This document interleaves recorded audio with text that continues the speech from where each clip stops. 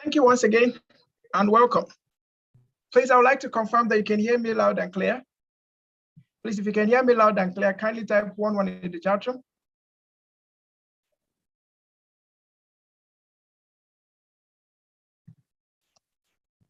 If you can hear me loud and clear, please kindly type 1 in the chat room.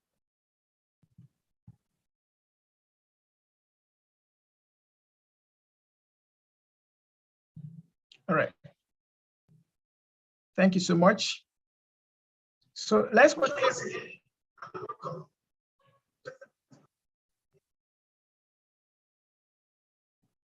help those in the chat room. Let's remind them that the class has started so that all of us can be on the same page. For those in the chat room, can we remind them that class has started?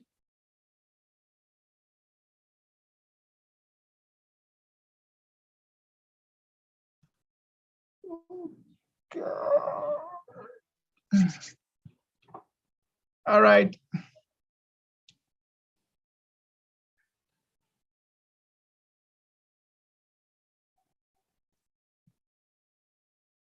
Okay, please kindly give me an extra 2 minutes and I will take my slides up from there. Just 2 minutes.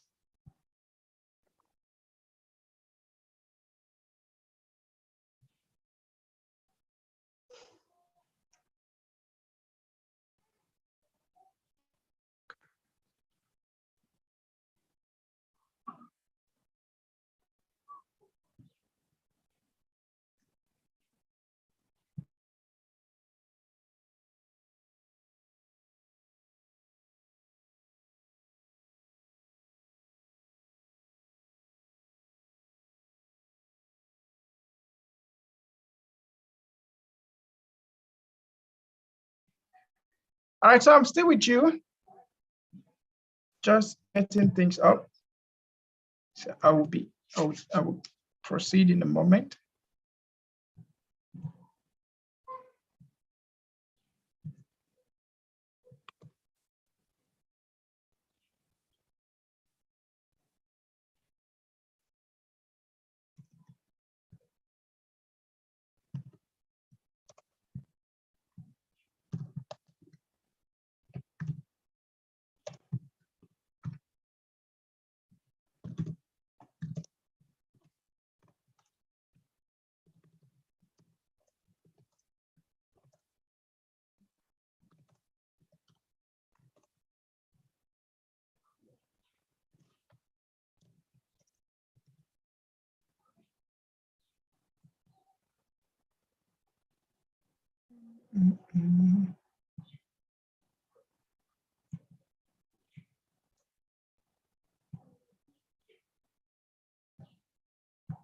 Okay.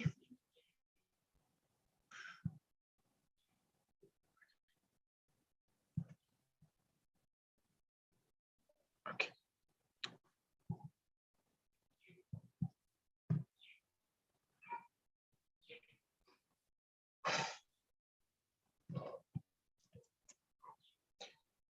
Okay, so shall we proceed? So we're going to be looking at HR Foundation course, and we're going to be looking at Introduction to Human Resource Management. I am not assuming that everyone here is a novice to what HR is all about. Of course, by just hearing the word human resources, you already know that, okay, this has to do with human beings. And then by the time you add management to it, it means managing human beings. But one thing is, it's not just about managing human beings. It's about managing people. It's about managing people that have value. Human resources is about managing people that have value for the purpose of achieving stated goals or set goals and objectives. All right. So we are going to be going through this course, and then we are going to be learning how to manage people of value. First of all, how do you identify people of value? How do you acquire people of value? And then how do you manage these people for them to produce results for you? All right. So that's what we're going to be learning all through this class. Now, for the HR essential, we are going to be stopping at the skills of a HR professional, the skills of a HR professional. And then in my subsequent classes, I will be taking others gradually. Okay, I'm taking others gradually. Now, by introduction, if you look at these questions here, these are questions that are paramount in our workplaces. You say, whom do you send your resume to when you see a job opening that interests you? Can you help us provide the answers in the chat room? Whom do you send your resume to if you see a job that interests you? Who do you send it to? Let's have your response in the chat room. Who gives you the job offer and discuss your pay packages with you? Who endorses you into the organization when you are a new employee? Whom do you contact when you have any doubts regarding your pay package, perks, benefits, conveyance, leave management, and so on? Who helps you in the final exit formalities when you leave an organization? Who take care of your training and development needs?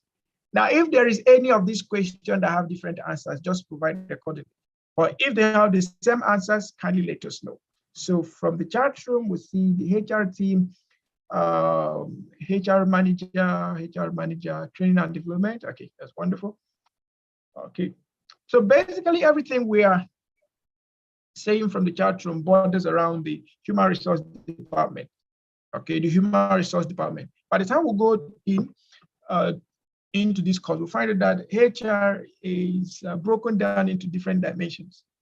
But in some bigger organizations, you have director of human resources. Then under director of human resources, you have different departments. So we are going to look at them as we proceed. Okay, but importantly, we must realize that the sole responsibility or the persons whose sole responsibility is to achieve all of these things we've mentioned is the human resource department, the department responsible for that. Okay, whether you call it career and skills, training and development, organizational development, human resource planning, pension, and whatsoever, it is just within the HR department. Okay. Now, by introduction, you must have guessed right or guessed correct. It is the human resource managers and people from the human resource department who take care of you right from the time when you apply to a company, you get the job, you join the company, you're working with the company till the time you leave the company. Hence, in your entire life cycle of involvement with the company, the HR always stands by you and supports you during your tenure with the company. Hence, HR managers are also known as people enablers, and the practice as human resource or people management. Okay, so in some cases you hear people managers, in some cases you hear human resource managers. Okay, but there is something else that we talk about. We talk about administrators, and then we talk about personnel managers. There are just thin line of differences among HR practitioners and administrators. All right, or personnel managers, just a thin line of difference. And how they will be able to pick that up. Okay. Human resource management is an important function of any organization. And one thing about this is that it's not just a function, it's a compilation of functions, critical functions. In fact, I would say that HR functions are core to organizational continuity and sustainability. What will determine succession within organizations, growth and development within organizations, is their HR plans and policies, their HR strategies. So if we don't take HR to be critical and handle it critically, then we might have some issues with the organization. So it encompasses the management of people in organizations from a macro perspective, that's managing people in the form of collective relationships between management and employees. Now, in some cases, you hear things like managers shouldn't micromanage people. Micromanaging people simply means that you're removing their ability to see, their ability to use their own initiatives. You just have them under instructions and control. That's micromanaging. But when we talk about macromanaging, you are placing relationship first before goals. How do I mean? You are exposing people to have more trust and confidence in what they are coming to do, rather than they pay they are coming to take. So human resource management leverages more on relationship, unlike personnel management or administrative management that leverages more on the paychecks. Okay, I guess you're understanding these two things. Now, if we were to talk about personnel management or administrative management, we say when people you fire them. But in human resource management, we consider the point of relationship. Before we fire, we try to take you through the principle of natural justice. Okay, before we talk about any other thing. All right, so HR focuses more on relationship building. And the essence of the relationship building is building trust, building confidence, building competence, building the boldness, raising leaders that can easily take over within organizations for the purpose of ensuring continuity and sustainability at good profitable gains. Every stakeholder involved should have value for the business they're investing in. All right, thus, the HR function is concerned with the notion of people enabling, people development, and they focus on making the employment relationship fulfilling for both the management and the employees. So that's what HR essentially is focusing on. All right. So let's look at what we are going to be dealing with in detail. Remember, I'm only going to introduce this course. All right. And then since we've taken a whole lot of time in going through questions and the induction exercise, we might have to take only one class today, then tomorrow we'll take the HR operations. And then we'll find a way to balance up the schedule. Okay. So let's look at what HRM is all about. Now, first of all, we need to understand that human resource management is an art and science.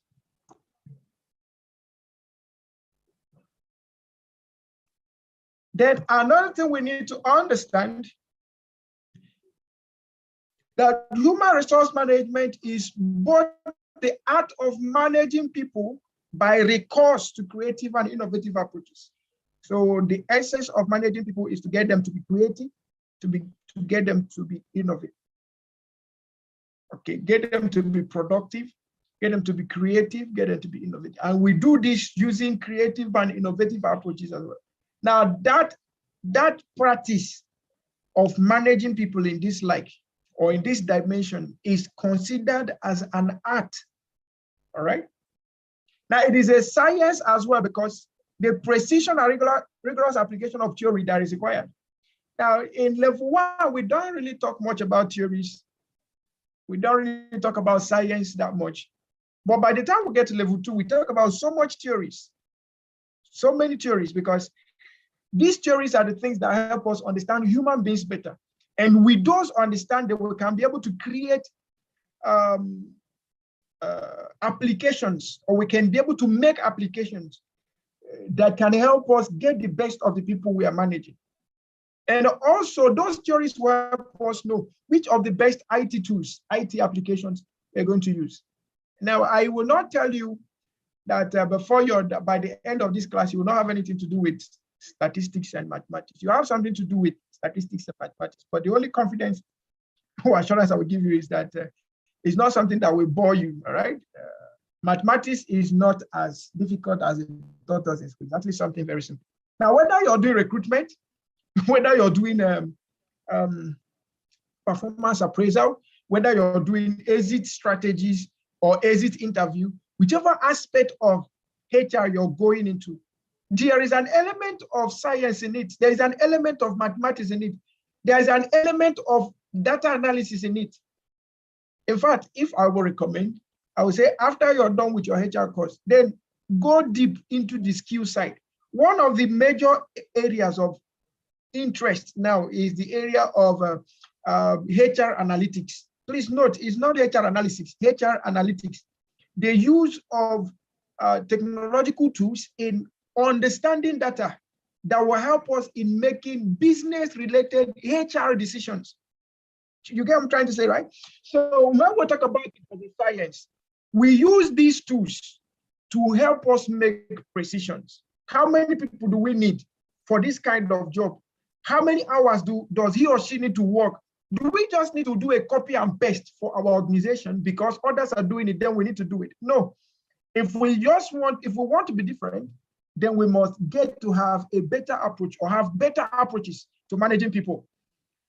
How many of us have noticed that in recent time, the future of job that we've been talking about long time ago, it has gradually started gaining prominence in the workplace today. So we'll talk about remote working today. So if you've heard of remote working, can you type 11 in the chat room? If you've heard of remote working, can you type 11 in the chat room? If you've heard of online working or internet working, type 11. If you've heard of work from home, type 11. Now, if you currently work from home or you do remote working, all right, now type 22. If you're currently engaging in remote working or remote learning or digital learning, type 22. Okay, so you see, that's to tell you that science is gradually taking the place in HR. It is science and technology that is making it possible now for us to do. Of course, you know that this part of thing we are doing now, this thing we are doing now is part of learning and development, which is now done digitally. There was a time all around the world that if you ever presented a digital certificate, they will say you never did anything. Okay, but now it has become common. The university system is now using it. The professional system is using it. Industry system is using it. Organizations are using it. Individuals are using it. What has changed? The future of work has come. So what helped us to be able to adjust is because we were able to make good use of science and technology. Okay, we're able to make good use of science and technology. So anytime you hear of the word mathematics, statistics, analysis, don't frown your face and say, I hate mathematics. You can't hate mathematics, just like it. Because every air you breathe in is mathematics. Okay. All right. Someone is saying that he can't hear or she can't hear. I don't really know whether it's a he or she. Please, Saliu Lei, kindly disconnect and reconnect. Okay. Kindly disconnect and reconnect. Maybe your network is having an issue. Okay. All right, so this is just a little of what we need to put in our mind about HR. In fact, I tell people that one of the emergent areas, one of the major trending areas that a whole lot of professions will come out from, a whole lot of dependency will lie on for business sustainability, for business growth, is human resource management. So irrespective of your primary domain of discipline, it is important that you add HR competencies to your profile. Now, I'm not just saying HR competencies as a certificate. No, I'm talking about HR competency on the basis of practice. There is no way robotics will become 100% in organizations. We still need people who will manage those robotics. We still need people who will design the jobs that those robotics will program to do. We still need people who will have some sort of time to look at the report that those robotics will bring. So there is no way we can eliminate human interference when it comes to business sustainability and business continuance. Okay, so that is very, very important. Okay, that is very, very important. All right. Now let me let's quickly proceed. Now,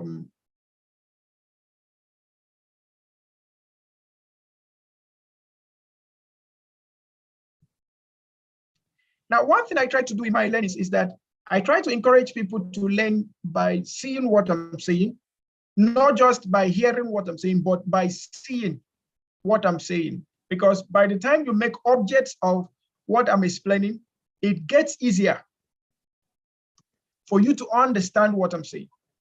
And also remember, we are much more interested in the practice side of this thing we are doing. Okay, we are much more interested in the practice, the application side of it. So we must therefore pay attention in understanding all of this through visualizations, imaginations. And if in your imagination you think there is something you need to help you imagine more so that you can understand the whole concept, build the whole concept together, and then you ask your questions, and then we go ahead with it. HRM is all about people in organizations. No wonder that some multinationals call the HR managers people enablers, people managers, and the practice as people management. In the 21st century organizations, the HR manager or the people manager is no longer seen as someone who takes care of the activities described in traditional way. Okay, what's the traditional way of HR? Can someone help us? The traditional things we consider in HR. Can someone help us? If you wish to give a voice, you can just raise your voice, raise your hand, and then we'll unmute you. What are the traditional functions of HR? The traditional functions of HR. Okay, someone's hand is up. Please kindly unmute and let's hear from you.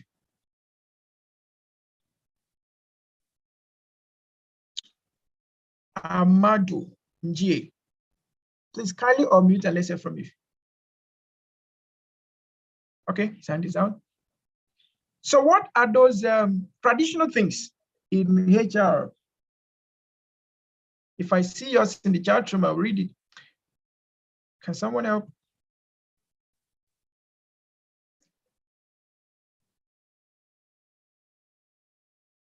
If you are, okay, so someone said recruitment and selection, thank you.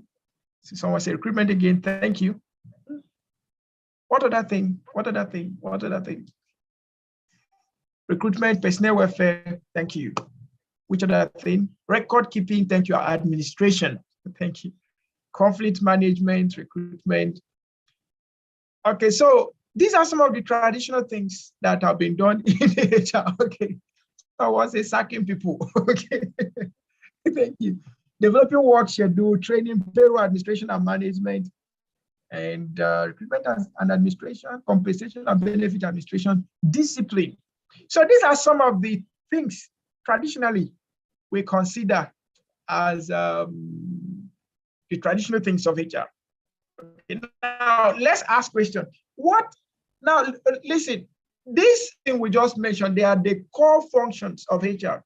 Nothing has really changed. The only thing that changed is the innovation towards handling them. Now let's take recruitment and selection as a case study now.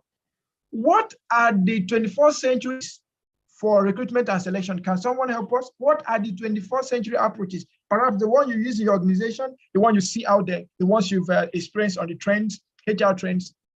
What are the 21st century approaches? Let's restrict to recruitment and selection as a core function of HR.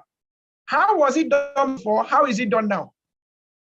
How was selection and recruitment done before, or recruitment and selection rather? How was it done before? Then how is it done now? What are the innovations coming in right now? All right, Engineer Shaibu, good to hear from you. Kindly unmute and let's hear from you. Thank you, sir. Learning and development, sir, is one of the innovations in HR management. Learning and development. Learning and development. Did you get that? Okay, all right. Thank you so much, sir, for that. Let me see what I have in the chat room. I love this class. Someone says, okay, AI personality test. Another person says skills evaluation. Another person says automated tracking system for online applicants. All right, so if you compare what we do before, you have staffing training. Okay, thank you. You just mentioning the core function. Emotional intelligence, personality traits, and motivational values. Thank you. Recruitment, newspaper ads. Okay, so before we used to do newspaper ads, radio ads, jingles, and all of that. Although some people still do it, but most companies are reducing costs today with online adverts. A whole lot of companies are using online ads. As of 2017, we had this consulting firm we call Bluebird. Bluebird Consulting is a HR consulting firm.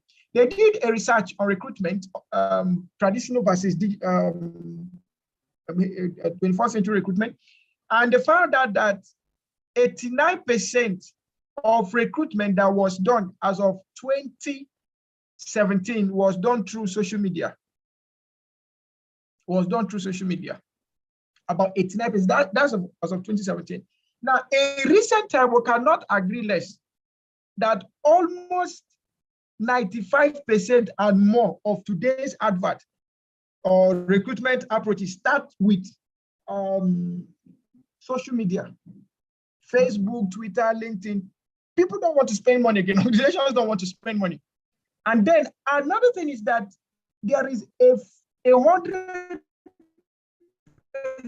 automation of the whole process. Okay, some organizations like Shell, some organizations like Chevron, some of them are having 100% automated recruitment process, such that you can have your recruitment from start to finish without seeing anybody.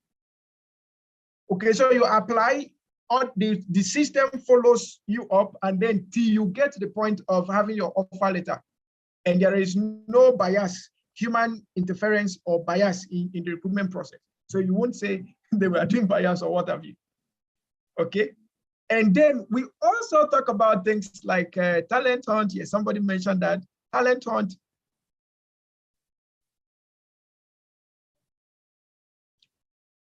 Okay, so someone says talent hunt and poaching in recruitment. So they now actually headhunt people with values they are actually looking for. All right. So there are so many things going on in the whole recruitment process. All right, in the whole recruitment process.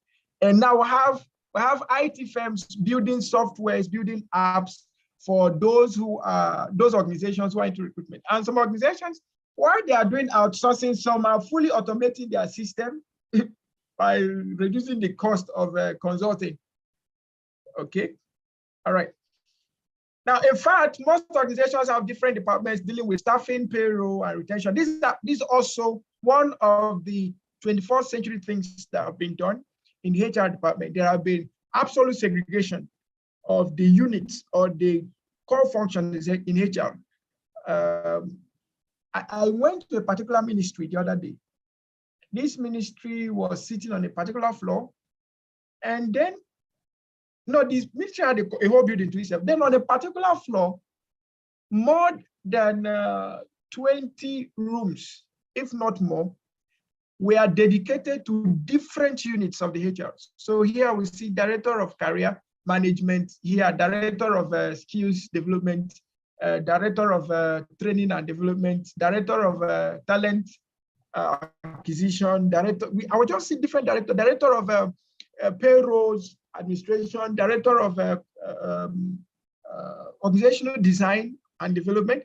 So different. What they've done is that they have segregated the HR functions so that it'll be easier for manageability. Okay, it'll be easy to manage. All right. Okay, so instead, the HR manager is responsible for managing employee expectations vis-a-vis the management objectives and reconciling both to ensure employee fulfillment and realization of management objectives. So one of the core functions of HR now has become to serve as an intermediary, meeting the objectives of both the employer and the employee, ensuring that there is a good relationship, sustainable relationship between these two parties. All right. Now, like I said earlier, in defining HR, there are two perspectives to defining HR. We have the traditional perspective, which we consider as the personnel administration or personnel management. Then we have the contemporary definition, which we now correlate to human resource management in present time. All right. Now, quickly, on the traditional definition, The first definition of HRM is that it is the process of managing people in organizations in a structured and thorough manner. This covers the fields of staffing, hiring people, retention of people, pay and tax setting and management, performance management, change management, and taking care of exits from the company to round off the activities. This is the traditional definition of HRM, which leads some experts to define it as a modern version of personnel management that was earlier used. So we don't really see a difference between the traditional definition of HRM and the personnel management. Then we have the contemporary definition, which encompasses the management of people in organizations from a macro perspective. And when we say macro perspective, what do we really mean? Macro perspective in this case simply means managing people in the form of a collective relationship between management and employees. These days, we hear things like organizations selling shares to their staff. What are they trying to do? They are trying to create stability. They are trying to create relationship stability. Okay. I was going through a documentary of a particular company that made mention, a staff there made mention that she had been in that company for 48 years. And another staff said she had been in that company for 45 years. And then another one had been in that company for 43 years. And these people are all alive and still working. The company is not in Africa anyway. Okay, so what could have kept people that long? When you manage them on the basis of creating better relationships with benefits, then people are willing to stay. Okay, people are willing to have much more reference with your organization. Now, this approach focuses on the objectives and the outcomes of the HRM function. Objectives, remember, in this case, we are looking at two objectives, management objectives and individual objectives. So the HRM functions try to create benefits for both the employer and the employee. What I'm going to say now is just a side statement, but I think it will help. Let me ask, how many of us here in our organization will practice pension? You take care of pension. If you do, type 55. If you don't, in your current organization, type 00. Your organization currently does pension, type 55. If it does not, type 00. Okay, so I'm seeing 55 and I'm seeing 00, 55 and 00. Now, I would like to say something here. Now, for those of us that are currently in an organization where the ones that are doing PenCom, all right, how many years have you spent so far in that company? And if you type 00, so if you type 55, you will then put comma and put the number of years you've spent. If your own is not doing pension, type 00 and then put the number of years you spent. Let's see. Let's just do a simple experiment. If your organization does pension, like for those people doing 55, just write 55 and then hyphen or space the number of years you spent, all right? And then for those of us that are not doing pension, just type 00 and then hyphen the number of years you spent. Okay. So I have 15 years. First of all, I have 55 3 years, 15 years, 55 3 years, 3 years. Okay, 55 15 years again. 55 17 years. Now, by the end of this whole experience anyway, you find that those who have pension, companies that have pension as part of staff benefit, staff tend to stay longer there than for those who don't have pension. Now, let me give you another clue. If you have, let's assume you have a company where you have two companies, for instance. Let's say company A and company B. Company A doesn't do pension, and they are paying $55,000. So that could be somebody's next salary.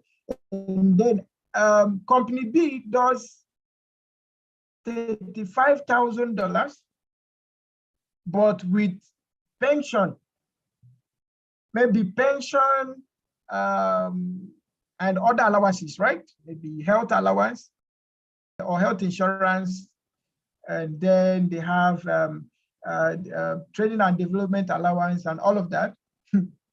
You will find out that some of those people that are even collecting $55,000 without benefit, if there is opportunity to move to B that is paying 35,000 but with future benefit, they will migrate. That is just what we have in most of the countries of the world. People will tell you that government job is secured.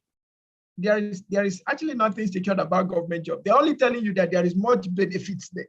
So I may be collecting 20,000, or I may be collecting $2,000 in a month, but out of that $2,000, if I want to buy a car, I can get an allowance. I can get access to privileges that can allow me get a car. If I want to build a house, I can get privileges that will allow me build a house. If I want to pay children's school fees, I can have privileges. My children are sick, I have privileges that I can take them to the hospital and nobody will charge me. Those are the securities they're talking about. And those securities are what we are calling benefits. And then in this whole HR perspective, for us to micromanage people, we need to make sure that they have full benefits so that they can also in return give us full benefit in achieving management objectives. Okay, so these are some of the things that the current HR is trying to take. Now, I was saying something. I had a discussion with someone who works in a private school, and then the school pays him about $200 in a month. If you convert the money, it's about $200 in a month, $200 to $250 in a month. And then I was like, wow, you're doing well. So why don't you want to get a government job? And he said, if he gets a government job, he will still start with 75,000 naira in a month. And the same benefits he's getting from the school, you will still get it from here. I like, what benefits? I said, okay, in their school they do, they're initiating pension, and there are other benefits associated with them. Okay, and the person is willing to stay in a private school because of benefits. All right, not minding if there is a government or government job opportunity, so to say. So when there is maximum benefit for all stakeholders involved, that's both for the employer and the employee, people are willing to stay. So you have low turnover and low attrition, low employee turnover and attrition. And that will help you in having continuity and sustainability. In fact, it makes your succession planning an effective one. All right, that's very, very important. All right. Now, what this means is that our function in contemporary organizations is concerned with the notion of people enabling, people development, the focus on making the employment relationship fulfilling for both the management and the employees. Now, before I proceed, do I have any question? Do I have anything you would like me to explain?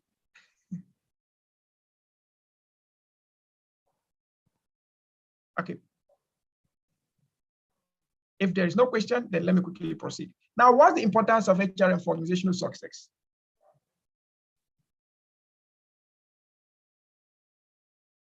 Okay, so someone said she has a question. Okay, so please, Favor, can you ask your question?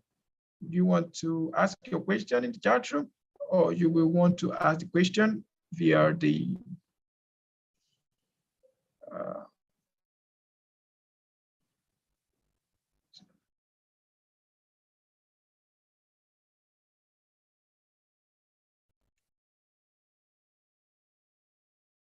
I would love you to throw more light on traditional contemporary perspective. Okay. So let me go to, I don't know whether you're Nigerian. Let me go to Power Holding and get some light so that I can throw it on you now. All right, so the traditional perspective in, okay, you're in Nigeria, so that makes it easier. So both of us will go to Power Holding and get some light so that we can throw it together. Now, in contemporary perspective, people are considered as tools. People are managed as working tool. So it's not more of a relationship. Relationship is not the thing we are looking at there. People are micromanaged. In organizations that work traditionally, it's all about policies, strict policies that does not allow flexibility and dynamism. It does not encourage innovations and creativity. So people are micromanaged. You follow instructions, you follow orders. All right. But now we have the modern system. People are, the management is much more on creating fulfilling relationship. So people are given the opportunities to innovate. People are given the opportunities to create. People are given the opportunity to self-manage themselves. Teams are given the opportunity to self-manage themselves or self-organize themselves. We have autonomous work systems. We have decentralized work structures or work patterns. Okay, and that's what you see.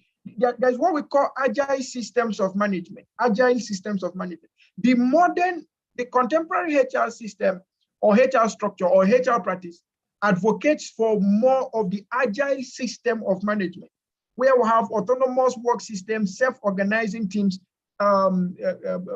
people self-managing themselves, remote working, digital work systems, and all of that. That's contemporary times. But for traditional times, it's more of this is what you're supposed to do. Don't go out from it. Don't do beyond this. So they give you a scope. You're not expected to expand beyond that. But in an agile system, you're given a scope, but you're expected that within that scope is not bound in such a way that you cannot think beyond getting other valuable results.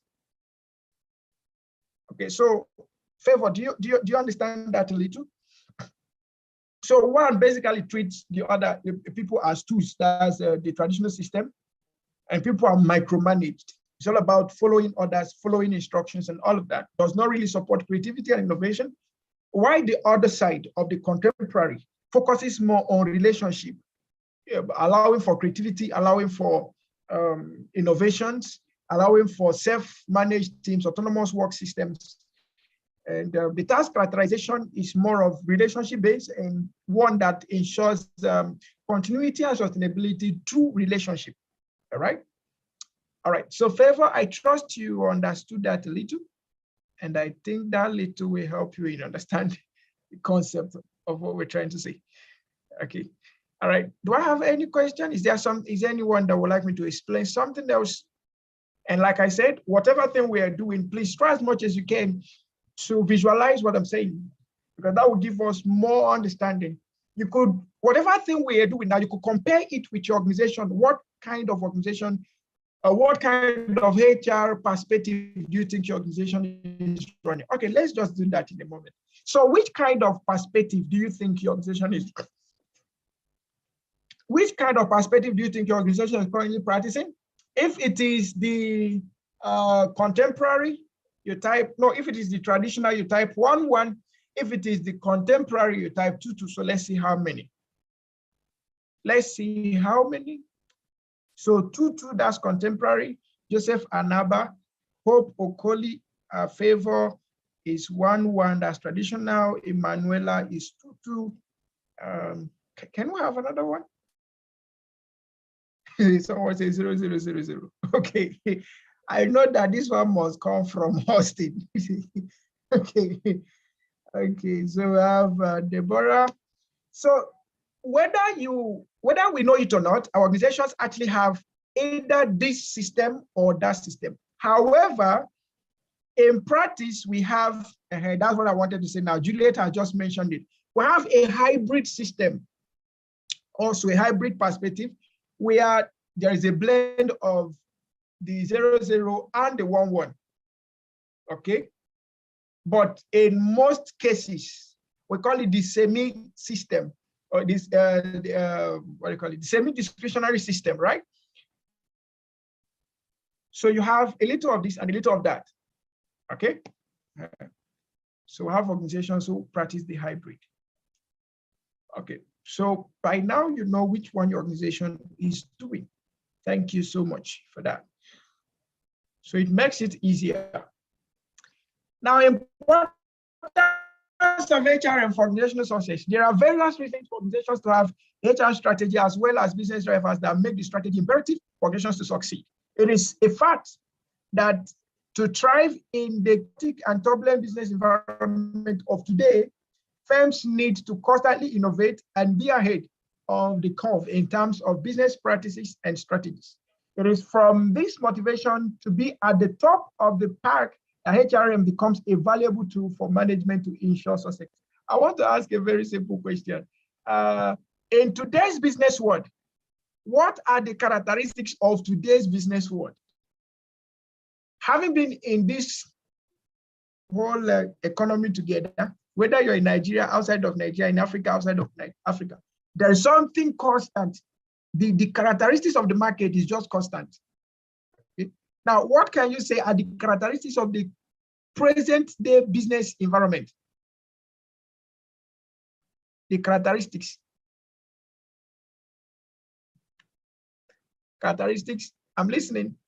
If you want to use the chat room, please feel free. If you want to raise your hand, feel free. What are the peculiar characteristics in the current? Okay, so there is creativity and innovation. Okay, thank you about that. You could also talk about the characteristics of customers in present time. Okay, so there is creativity and innovation. Now, if your company is not creative, not innovative, be sure that they will soon be losing money on a daily basis. They will be losing customers. If you like have the best product, but you're not creative, you're not innovative, maybe towards marketing and all of that, you're losing. Now, someone says every business is driven by sales. Okay, I'm not talking about every business. I'm not just trying to talk about generic business. I'm talking about in current business realities. What are the peculiarities among businesses today that make the business environment so challenging? Okay, what are the peculiarities? Creativity and innovation are the major ones. And then we have focus on technology. That's also very good. Value-added product and customer satisfaction, very interesting. Constant increase in prices of services and products. Okay, thank you so much. Customers are more informed. Thank you, that's very, very important. Now, our professionalism and entrepreneurial skills, great. Value-added services and all of that. So you see, what does this whole thing make customers? What kind of customers do we have today in the present market? Okay, you know, everything we do in the business world is for the purpose of market and stakeholders. Of course, the customers are the major stakeholders, part of the major stakeholders in every business. Now, what are the characteristics of the present day kind of client? Okay, someone say they are creative and dynamic in nature. Okay. They have diverse tastes and preferences. I love that. They have diverse tastes and preferences. And they are very inquisitive. Thank you so much. It's like you're a customer service person or you're a marketing manager. They are satisfaction driven. It's all about value. If I don't have enough value as what you're asking me, I won't give you a dime. Okay. They want convenience. Thank you so much. Now, with this and so many more, it therefore means that we, or as organizations, we as HR practitioners, need to sit down within organizations and ask ourselves this question: what have we simply done? We've done generic customer profiling, right? That's what we've just done. And there is no business here that doesn't have this kind of customers. You have the inquisitive customers, you have the I too know customer, you have the technical customer, you have the autocratic customer, you have the customer that will want to lord it over you, you have the over-negotiating customer, you have the suppressive customer. There is also one we call the terrorist customer. In fact, every one of us here can become a terrorist customer. And somebody say, no, I don't want to be a terrorist customer. But to some extent, all of us to some point become terrorist customers. If you paid for a service and all of a sudden that service does not get you the value that was promised, and you try to get the value and they are not giving you that value, all of a sudden you might be tempted to become a terrorist customer. The first thing that may come to your mind is you go and search them on Facebook and start writing to them. They don't respond. You start commenting on their posts. Check all the banks in Nigeria. I may not know about the world, but check all the banks in Nigeria. You always see things like, people debited my account and you refuse to pay me back my money. You hear things like, the last time I came to your bank the customer service agent that touched my app, since then they've been debiting money from my account. You hear all manner of things. Now, these people were once maybe loyal customers, inquisitive customers, good customers, but something happened. There was a sharp line of injury, of hurt, of emotional hijack that made them become terrorist customers. People don't just become terrorist customers just like that. There must have been some dissatisfaction. There must have been some denial in value offering. There must have been some denial in a satisfaction that was promised. And if that happens, you will have a lot of terrorist customers. And that is why no matter how good you are as a business, if you seek for reviews, you have both the positive and the negative reviews, because our individual differences makes it almost impossible to have 100% of your customers, 100% of your employees satisfied, 100%. In individual differences, by the time we get to level 2, we take our time to talk about characterization of people and individual differences and the role in retainership or in retention of these, in retention of customers, in building sustainability and continuity in business. Okay, so that's very, very important. All right. Now, once again, with all of this generic profiling, that when you go to your organization, whenever you people sit down and say you're doing customer profiling, you also do market profiling. Do market profiling. And market profiling should be part of the things you do in your brainstorming sessions or your strategy sessions. Ask yourself the simple question: what are the characteristics of the present day customer? And there's somebody knows something here, diverse tastes and preferences. You see, there is something customers have that makes them king, and that is called choice. But the fact that the power to choose remains in the hands of the customer, the customer will remain king. There are so many ideologies that will say, oh, customers are no longer kings. Customers are these, are customers. No. I tell you the truth. And that view of customers are king is good. You treat them that way. Don't change that perspective.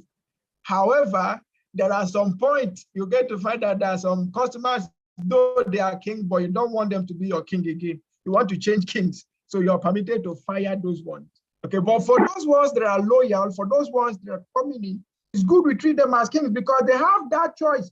They have the choice to choose your product. They have the choice to recommend your product. They have the choice to talk about your product. They have the choice to be loyal to the product. They have the choice to be loyal to service and all of that. So for the fact that they stand as prospective ambassadors of your company, of your organization, of your firm, of your institute, of your body, would you give them the highest level of service satisfaction, product satisfaction? And the best way you get this is through having the right mix of people with the right competencies, skills, and abilities in meeting up with customer demands and customer needs. Okay, that's very, very important. Okay, that's very, very important. And someone is throwing a question in the chat room from Deborah and Kichi. She said, the first question is, what exactly does the customer want? So you find out from your brainstorming sessions in your organization. All right, now I also would like to say, okay, she says a statement. Now, I will also want to say that satisfaction is relative. Okay, satisfaction is what? Relative. Okay. What you do to Mr. A, you do it to Mr. B, and you give them a scale of 1 to 5 to rate your performance. Mr. A may rate you 5. Mr. B will rate you 2. And you begin to wonder what happened now. What did I do wrong? It's all about individual differences. And someone mentioned today that one of the things that have come to stay in HR field of recruitment and selection is emotional intelligence test and the AI test. Those things have become critical. So if you have higher levels or higher quotients of emotional intelligence, there is a possibility and probability that you'll have more of 5-star rating than the person that has low or medium emotional intelligence quotient.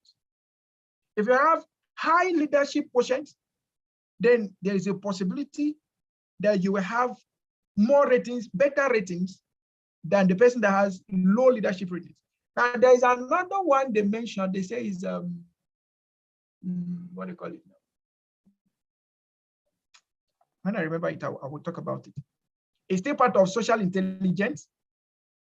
If I remember it, I'll talk about it. So all of these things help us in modeling our HR strategies. And you see that question that Nkechi asked, first question, what do customers want? You have to answer that question every day, especially if you are facing your customers every day. You have to know that you have to answer that question every day. What do customers really want? That will help you to know which operations within your organization becomes core functions. And that will also help you to know which kind of people or what kind of skills, competencies, abilities are required for people working in those core functions. All right? That's very, very important. Now, importance of HRM in summary, we have it is important in managing business in this evolving business time. So because of the whole paradigm shift, all the things we've talked about, customers are changing behavior, customers are changing attitude, the economy is changing. Okay, someone said part of the characteristics of today's business is that everything is changing price. Okay, and there is no doubt about that. Okay, everything is changing price. All right, so because of the evolving business paradigm, there is need to involve HRM in our operations as businesses. They will also have the strategic management perspective of it, the benefit that strategic planning or strategic management brings to the HRM dimension. Strategic planning deals with strategic choices, decisions that are being made to ensure that companies have continuity and sustainability, right? And then by the time you talk about things like succession planning, you talk about strategic planning, those things are HRM functions, but however, they are strategic approaches that can be used, that can be employed to ensure business continuity and all of that. So when we talk about strategic planning or strategic management in general, covering strategic planning, strategic formulations or strategic formulations, strategic implementations and all of that, we have HRM influences or HRM activities going on within those operations. Like I said earlier, succession planning is a strategic approach to having business continuity and sustainability. But succession planning is a HR activity. However, is a strategic management approach to achieving business continuity and sustainability. Then you also look at things like training and development. Training and development is a HR function. However, is a strategic approach to capacity development towards sustainability and continuity for businesses, right? Then you look at things like gratuity and pension management. They are strategic approaches, but what are we trying to achieve at the end of the day? They are HR functions or HR activities carried out to achieve sustainability and continuity at the end of the day. So for the sake of that integration, HRM is yet very, very important. Bringing out the best of strategic management in HRM involvement. They will have the need for adopting a holistic approach. Now, we just mentioned that there is need for managing people on the macro perspective rather than the micro perspective. So for that reason, there is need to have a contemporary HR practices in view. Now, what this means is that we manage people holistically. Okay, we manage people holistically. By the time we get to level 3, that's what we call diversity management. Diversity management. And diversity management is just a strategy to ensure that HRM is holistic. And I'll give an example of diversity management or a holistic approach in most business setups. I found out that man has 3 primary things that he so much affiliates with or recognizes with, except this man has grown too much emotional intelligence that he can begin to relieve. You see, when it comes to politics, it's a hot topic. Whether you like it or not, politics is something that concerns everybody. You cannot run away from it. Even if you don't have a party, by the time they start talking about politics, you must defend somebody, castigate somebody, or something like that. So politics is something very, very, very, very, very, very crucial topic in human race. Now, another one is tribe. Tribe has to do with maybe your country, your ethnicity, your culture, your language, and all of that. People will always want to defend their tribe, defend their language, defend their country, defend whatever. Okay, that's called affiliations. That's the power of affiliations. The third one, can someone help me with the third one? Which other one do you think? Okay, someone say politics, tribe, religion, and sports. Okay, now can someone just help me? Which one would be the third one? So someone has mentioned religion and sports. Which religion and sports, which one is hotter when it comes to areas of discussion? And then talking about diversity management now, which one we have much more influence? Is it religion or sports? Religion or sports? Which one will you pick? If someone picked religion, which one will you pick? Religion or sports? Religion or sports? I need some more instances, or I need some more responses. Which one will bring more divide? Is it religion or sports? Religion or sports? Okay, so someone said we have 2 religions. We have 3 religions. And someone is lifting her hand. So we have 5 religions. Okay, so Emanuela, your hand is up. Kindly unmute and let's hear what you have to say. I think the major one will be religion, because religion is usually a very dicey topic.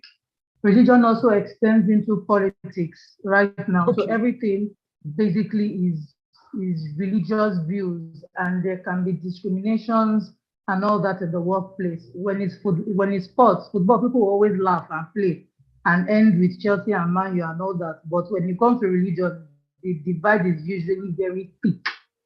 And which can also pose a major problem in the office. Okay, thank you so much, Emanuela, for that wonderful contribution. Now, both politics and tribe, the connecting line between these two is religion. So religion is like their parent or their father, bringing them together. Okay. Now, you see, in diversity management, adopting a holistic view, we all need to put all these divides in view while managing people.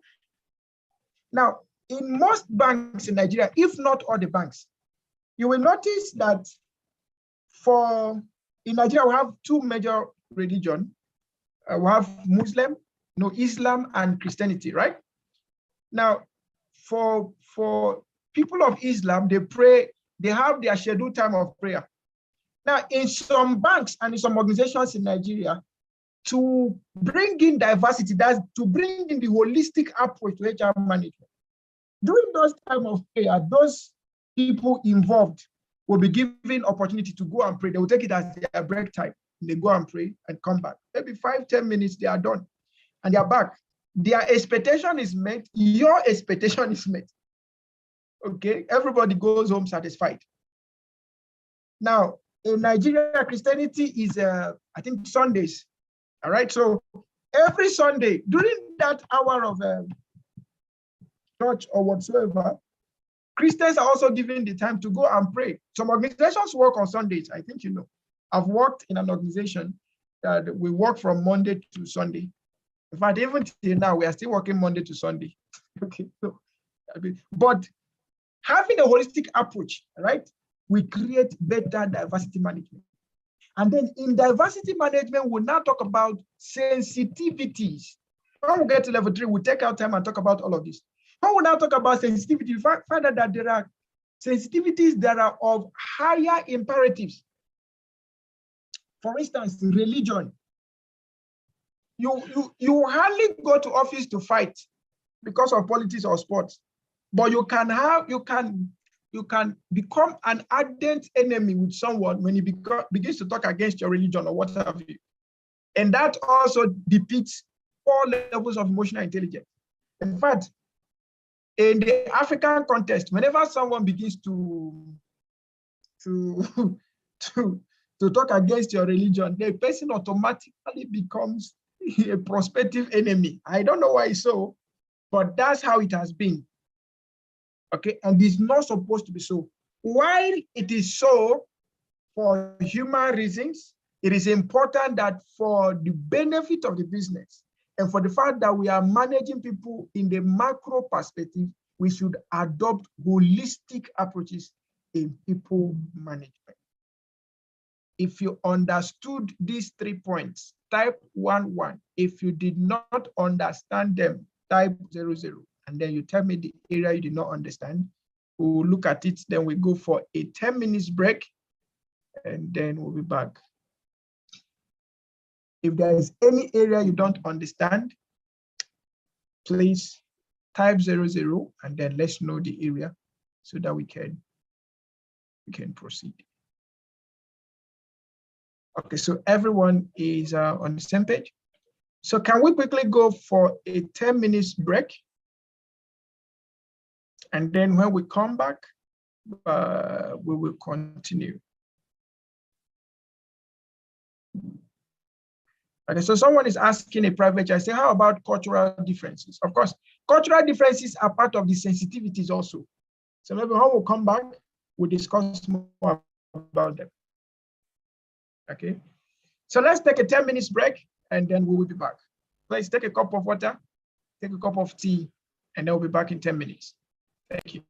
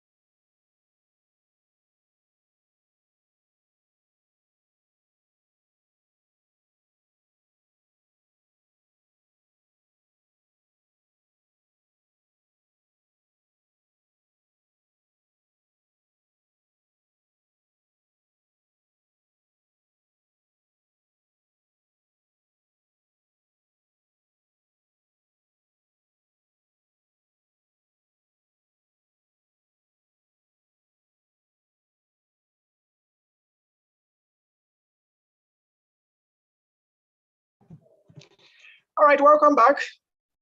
I trust we enjoyed our break. Okay, so someone said we should remind them whenever the class opens.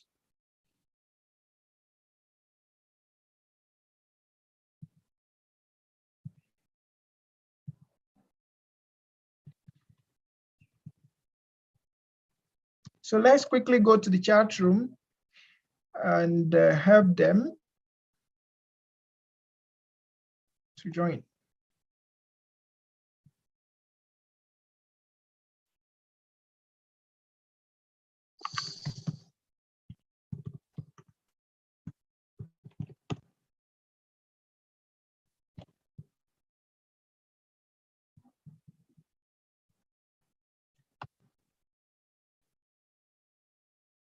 Okay.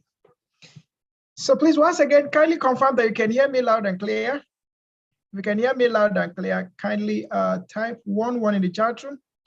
If you can hear me loud and clear, please kindly type 1 in the chat room. If you can hear me loud and clear, please kindly confirm by typing 1 in the chat room. All right, thank you so much, Doyi. Thank you so much, Sally, Hope, Dr. Alice, Joseph, Anaba, Pastor Taiwo. Thank you to all the prospective ones coming in. All right, so I think we can proceed.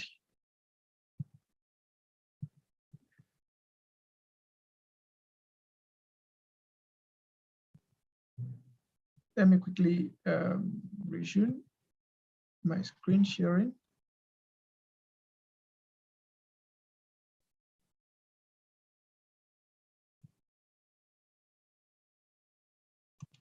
Okay, so we started with the introduction, and we've gone a little in. Now, before we proceed, can someone share with us what have you learned so far? In one sentence, I will only take 3, then I'll proceed. What one thing have you learned that you think you will use either in your own personal practice or work practice? What one thing have you learned today with the little we've learned? So if you give us a hand, if you raise your hand, then we'll just unmute you. All right, so I have Emanuela. Please, Emanuela, go ahead.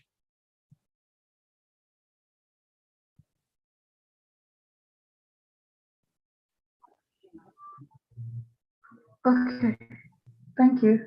I'm just charting my path in. For me, I'm just charting my path in human resource, and basically learned a lot already. One of the things I've learned is the importance of human resource. I always knew that HR was important, but yeah, I am seeing more the importance of human resource management, even for the delivery of companies.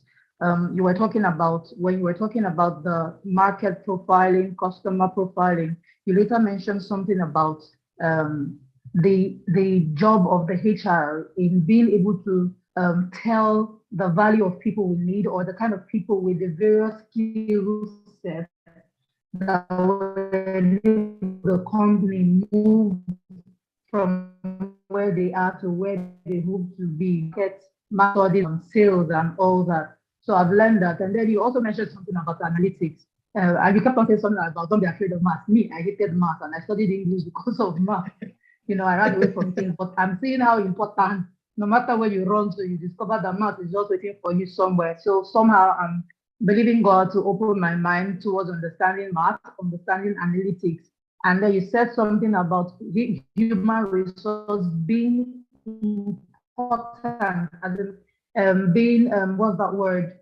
Important in board meetings where they're making some discussions. And it makes you understand that the analytic part of human resource helps you be a better human resource personnel, basically. And you can speak concerning people, speak concerning the staff, which would also impute in the output of the company when we know what we are doing. Basically, that's some of the things I've learned so far in just one class. Okay, Thank you so much, Emanuela, for all of that. In just what you said, it's like you've covered the whole of HR already. Okay, so can I take 2 more?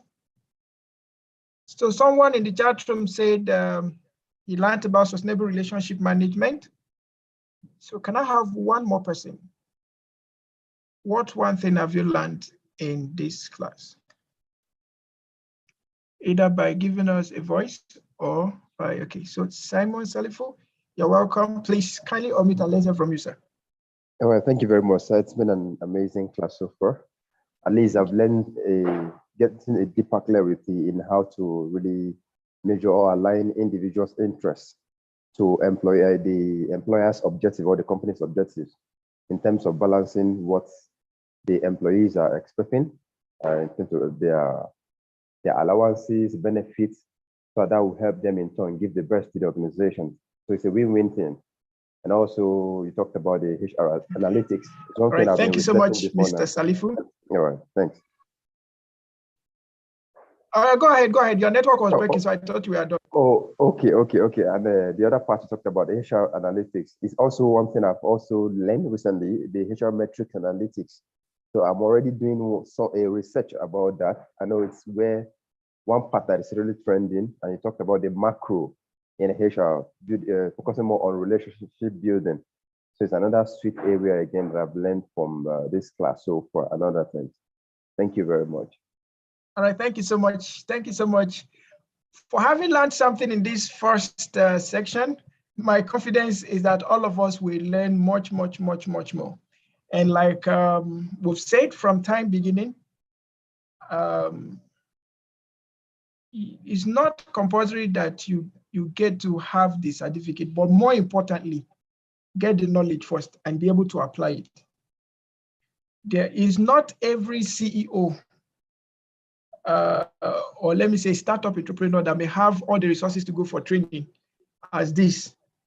Okay, but having this opportunity will help you.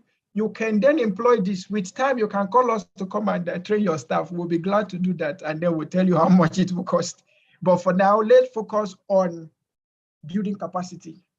Okay, and then subsequently other things will follow. So I want to sincerely thank you for paying attention for this time was spent together. The response is very impressive. I love the response. Okay.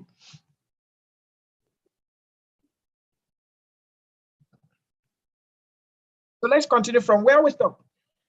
So talking about the importance of HRM, we brought it to the evolving, because of the evolving business paradigm, we need to have HRM. So let me quickly run through this.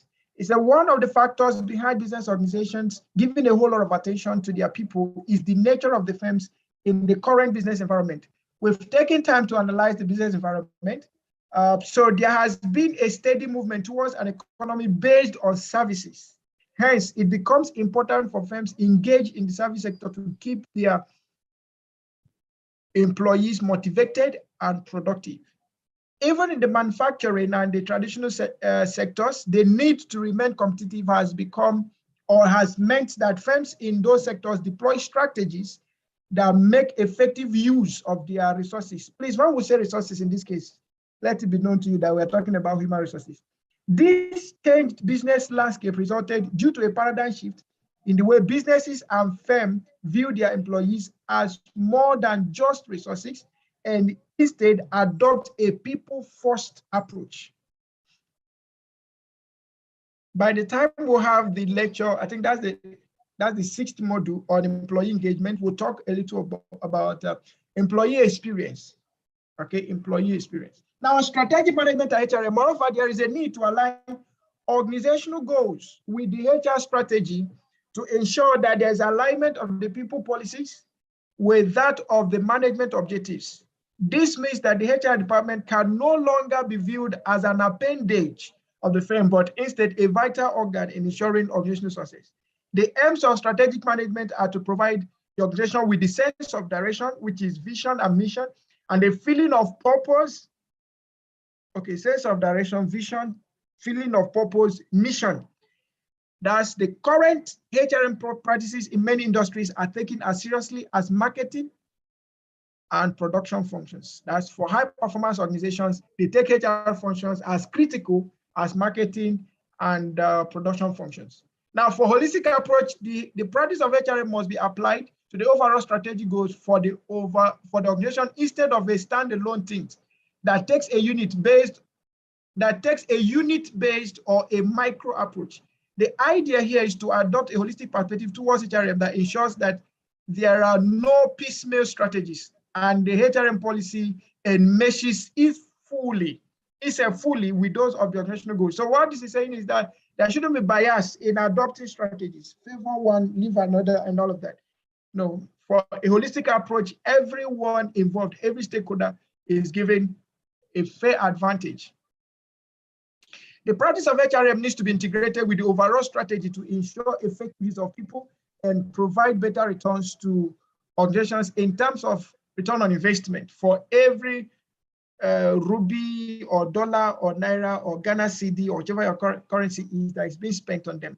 Unless the HRM practice is designed in this way, the firms stand to lose from not utilizing people fully, and this does not bode well for the success of the organization. Now, what I've been saying here sounds like too much sentences and grammar, but we've tried to use some experiences and case studies to exemplify them. Now, quickly, what is contained in HRM? What are the things contained in HRM? What are the things contained in HRM? If we should ask, what are the content of HRM? What are the components of HRM?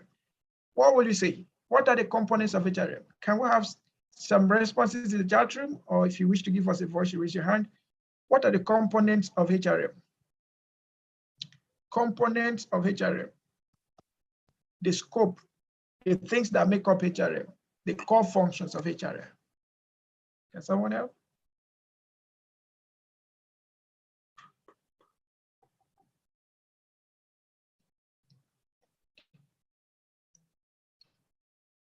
So someone says training and development, thank you. Another person says recruitment, recruitment and talent management, thank you. Can we have another one?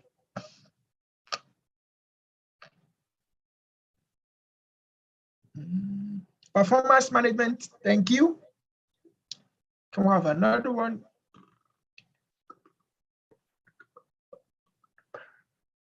Welfare and well-being management, thank you. Recruitment, training, motivation, staffing, discipline, functions, and so on. Employee engagement, settling grievances, payroll, HR data, and analytics. Okay, and analysis. Okay, thank you. Recruitment, and so several others are coming. Every area of human engagement is involved in the organization. Okay, thank you so much. So, HR management, the scope of HR management is not really limiting, but most often we find things like this more often in the organization. You have training and development, you have industrial relations, grievance handling, hiring, where we have recruitment and selection, you have HR planning, you have rewards and recognition, legal procedures, payroll management, discipline. Okay, we've already talked of grievance handling. Then you look at things like HR analytics, you look things at decision making, and several others, coaching. Okay, we can consider coaching and to be under training and development. So there are several others. So we are not limiting HR to only this. Okay, but these are some of the major components: training and development, grievance handling, HR planning, rewards and recognitions, legal procedures, payroll management, hiring, industrial relations, HR analytics, employee engagement, health, safety, and environment, and all of that. Okay. So therefore, HRM is about developing and managing harmonious relationships at workplace and striking a balance between organizational goals and individual goals. We keep mentioning this over and over again. Now, to now summarize all of this scope or all of these components in their place, we have 3 domains that we look at. HRM in personnel management, or we could simply say HRM in administration. Then we have HRM in employee welfare, and then we have HRM in industrial relations, where we'll talk about labor unions, cooperatives, and all of that, right? So what does HRM in personnel talk about?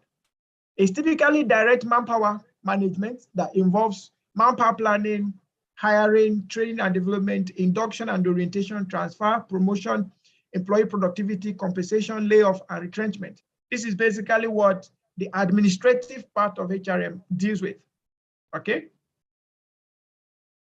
The overall objective here is to ascertain individual growth, development, and effectiveness, which indirectly contribute to organizational development. Now, whether we like it or not, personnel said this indirectly, but we know that in HR management, people development has direct relationship with organizational development.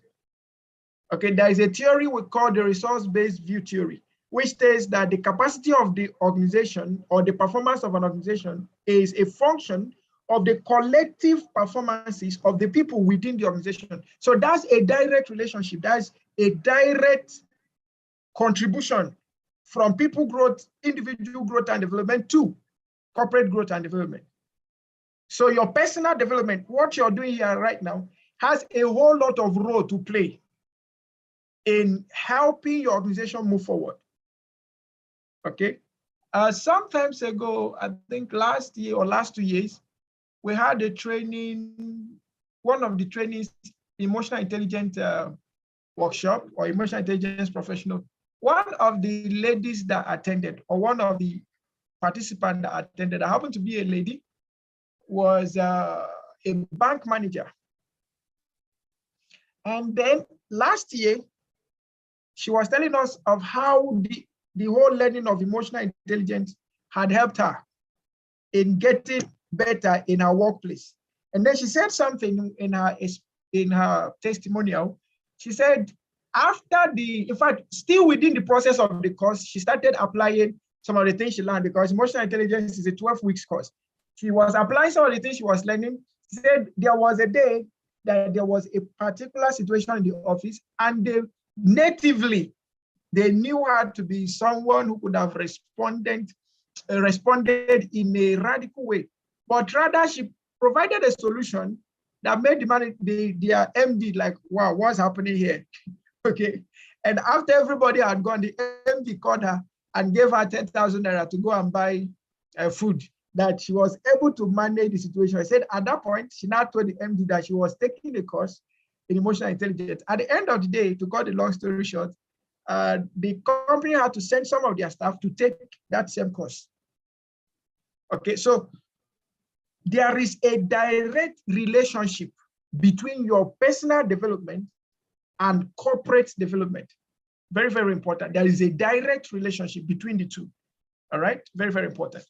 And this direct relationship has, apart from the fact that it has a direct relationship on the value you provide to the organization, it also has a relationship to the value that the organization returns back to you. That's why we now talk about promotions. We talk about increase in salaries and all of that. What really prompts increase in salary in a traditional sense, in a performance-based sense, is your value, the performance you're bringing in is what determines whether there's going to be an increase in salary, whether there is going to be a promotion or what have you. All right, the same thing determines if you go down or you go up. So there is a direct relationship between your personal development versus corporate development. Okay. It also includes performance appraisals, like I just said, developing new skills, disbursement of wages, incentives, allowances, traveling policies, and other related courses of action. This one is when we have HR running the administrative functions within the organization. Now let's check for the other side. Remember that HR is doing two things. It's serving as an intermediary, as a mediator, so as to satisfy management objectives and the people's objective. That's the employee's objective. So to satisfy management objectives, he conducts the personnel management side of HR. That's the administrative side of HR, to ensure that the objective of the organization are met through people, the right people, right? Now, we also have the HR function in the side of employee welfare, where we now talk about motivations, incentives, trainings and development. We now talk about pay packages, compensation and benefits, right?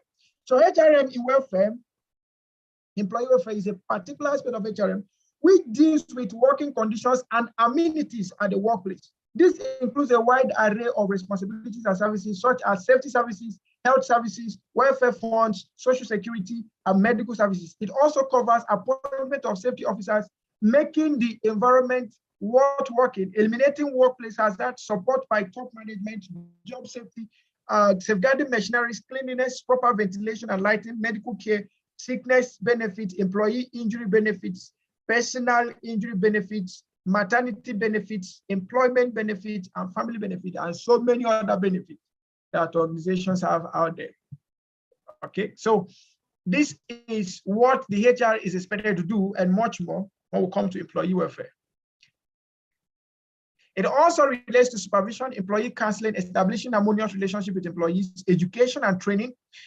Employee welfare is about determining employees' real needs and fulfilling them with active participation of both management and employees. In addition to this, it also takes care of canteen facilities, crèches, rest and lunch rooms, housing, transport, medical assistance, education, health and safety, recreation facilities, and so on. So these are what we expect to see for HRM in the aspect of welfare, employee welfare.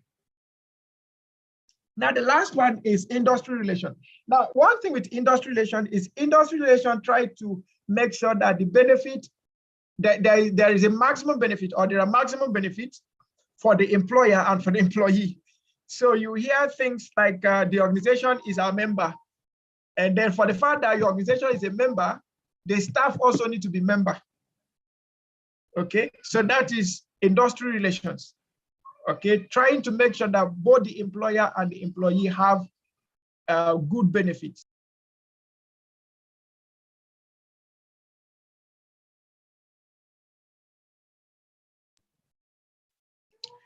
So HRM and industrial relations is a highly sensitive area. It needs careful interactions with labor or employee unions, addressing their grievances and settling the dispute effectively in order to maintain peace and harmony in the organization, right?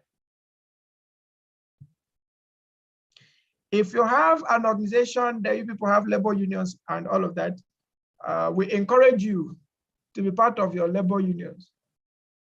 If you're a lecturer, join ASU or COASU, or whichever one that your organization is, just join them. If you're a banker, there are ones that they have for the bankers. If you are, whichever one you are, there are ones that that joins you. If you're a HR practitioner in Nigeria, I will recommend you join CIPM. Okay, if you're a HR practitioner in Nigeria, then you join CIPM. Okay, these are part of, apart from the fact that they are regulatory body, they also play the role of labor union. So where there is grievances in your organization, you could report to CIPM, and then CIPM can take it off from there. If they wish, they can take it to industrial court or any other form of way of getting benefits for you. Okay. All right. Another vital part of HR planning process is succession planning. Succession planning refers to the way in which a company forms policies for replacing key members of its organization, shifting transfer of authority and responsibility carefully from a living member to a new member.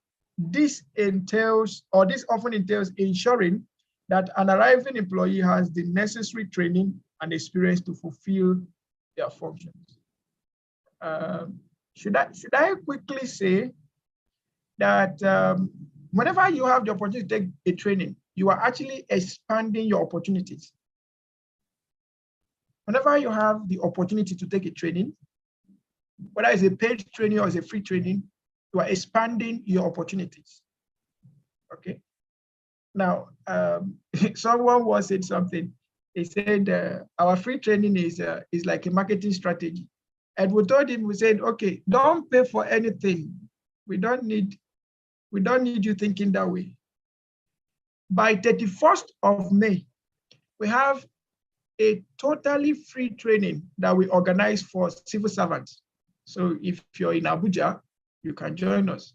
It's a training for directors, deputy directors, and assistant directors. Okay, it's a completely free training. When I mean completely free, there is no, we pay for everything. In fact, the fee you even pay us here help us to do that. So you're also helping us in achieving our corporate responsibilities. We are managing the relationship we have with you so that we can achieve the objective of the other objective we have with other stakeholders. Now we have an interest in Africa, in building capacities for Africa. Last year, December, we had a training, an induction and the executive development workshop where we had 14 countries in attendance, and we had about 14 countries attendance with online, and then we had about 4 countries physically in attendance. We had Ghana, we had Benin Republic, we had Nigeria, and we had Canada. That were all available in Nigeria. Okay, they were all available in Nigeria. Okay, although that was a paid training, but we have a very high interest in Africa. Every year we run a series of trainings for African leaders, for African entrepreneurs, African career persons, just for the purpose of building capacities for them. Some of them are done 100% free, no cost attached to it. But for certifications, there must be a cost. So the only thing we can do is to reduce the cost anyway.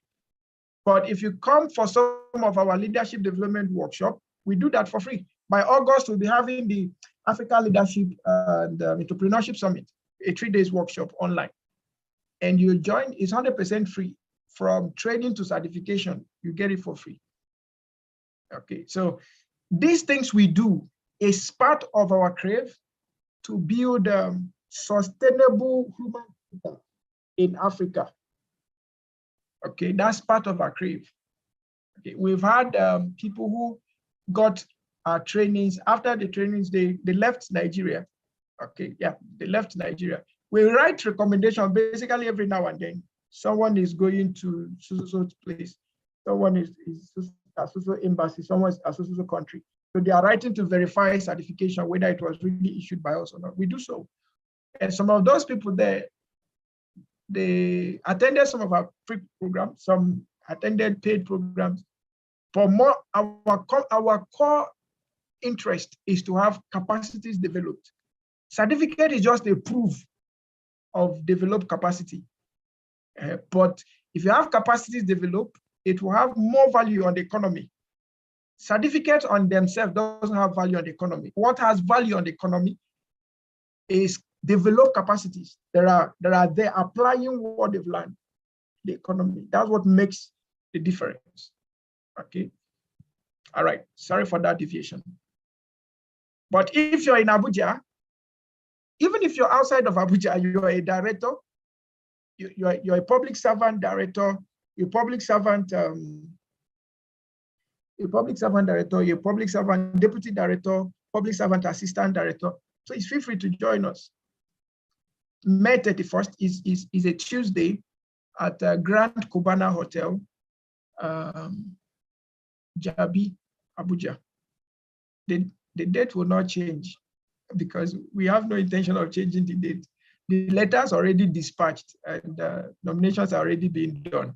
So we are gathering about 100 civil servants, okay? And part of what we're going to be teaching them here is part of HR, executive leadership development, okay? That's very, very important. And then, should I say, if you have interest in sponsoring the program, why not? We welcome you, come and join us and do it together. Okay, if you have interest, maybe you have your company and you want your company to come and join as part of your CSR also to the federal government, why not you come and join us? Okay, you come and help us manage the bills. Okay, all right, quickly, let's deal with processes in human resource management. But before we deal with the processes, do I have any question with the 3 levels or the 3 domains in the scope of human resource management: the personnel, the employee welfare, and industrial relations? Do I have any question? If I have any question, You could do that by asking, raising your hand and asking, or you do that in the chat room. Any question for me, please?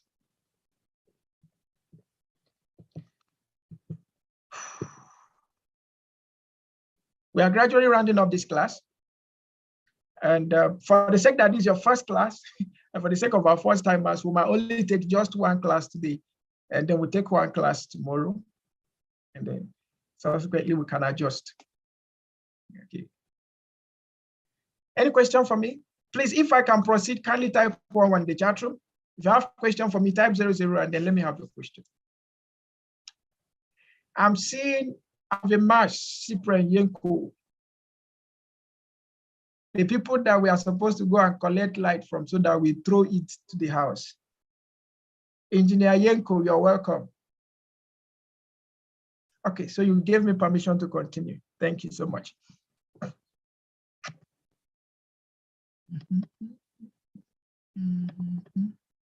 Okay, so there's a question here. So let's see the attempt we'll make. Which of the following is not a scope of HRM? Which of the following is not a scope of HRM? So training and development, payroll management, grievance handling, quality management. So someone said quality management, QM. Edgar, I'm just seeing you for the first time today. Are you just joining the class? Edgar, I'm just seeing you for the first time today. Are you just joining the class? So let's find the answer. Okay. So you've been here and you've been quiet. So the answer is quality management is not part of the scope of HR. So quickly, let's look at the processes. Please, I would like to reiterate that we are creating an overview of HRM here. By the time we get to the workshop sessions of each of the modules, we will take out the time to do the practice the best way we can. Now, some of the practice will be done concurrently as the class is going on. Some will be done as a take-home assignment in groups, right? With presentations to prove that you did the assignment. Processes in human resource management. Let me just go.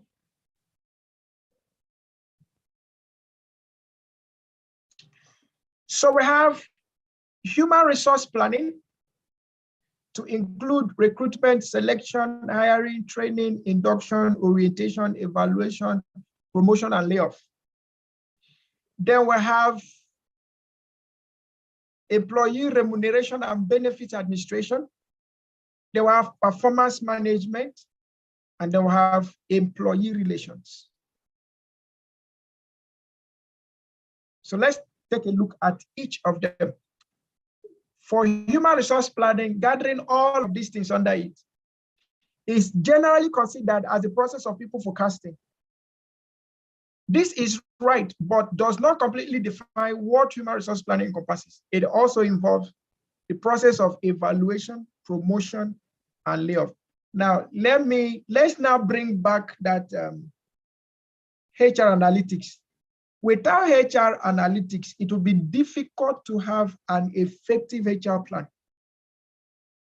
Without a good HR analytics, it will be difficult to make an effective HR plan. If we do HR planning without having good analytics in place, what we've done is that we just did HR planning by assumption. Okay. Now, someone was asked me in a class. She said, "So what if in a situation the organization is starting new and doesn't even have any data about human resources?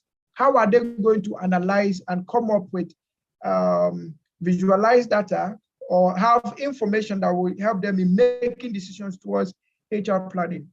I told the person, I said, there are different avenues for sourcing data. We have emerging industry trends.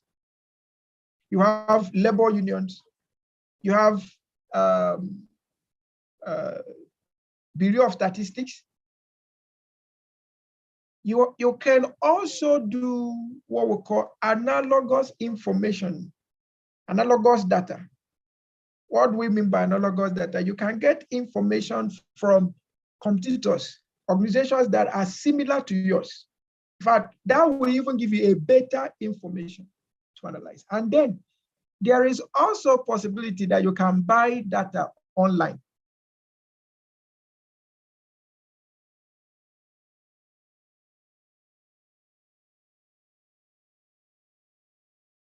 Sorry. Christopher, oh no, I think you're just coming in. I've never mentioned 8 days gone. I don't know what you mean by 8 days gone. We're just starting off the class. Okay. All right, so we need HR analytics to be able to make proper forecasting. But meanwhile, let me ask as a digression, what's the difference between analysis and analytics? Please don't Google, just tell me what you think. What's the difference between analysis and analytics? What's the difference between analysis and analytics or analytics? So please, you can give us a voice. Don't try to ask Google, just go ahead and tell us what you think. What do you think is the difference between analysis and analytics, or are they the same?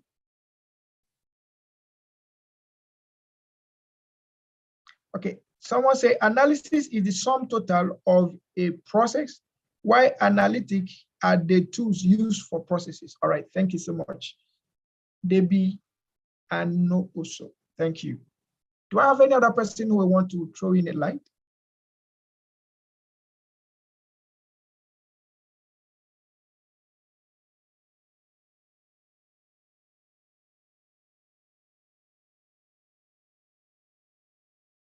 Just one more person. Hope I'm not speaking to myself. I hope I'm not just speaking to Debbie only. Okay, can I have one more person? What's the difference between analytics and analysis? Or are they the same? Debbie said analysis is the sum total of a process, while analytic deals with the tools used for the process. Okay.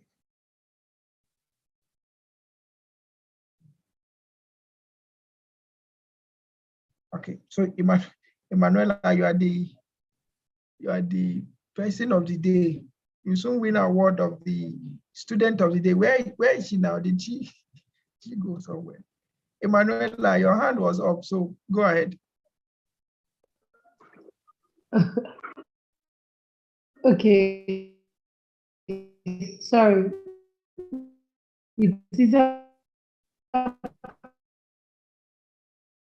Okay, sorry, your network is breaking. I can't hear you. To type, that's why. Okay, so from my own understanding is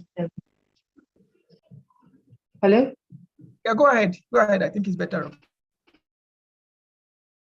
Uh-oh. So I need one more person to help us. I think our network was a little bit breaking. What's the difference between analytics and analysis, or are they just the same?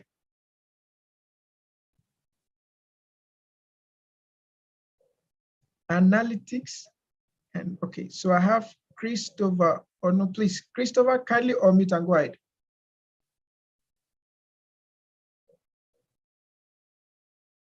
Christopher, can you hear me?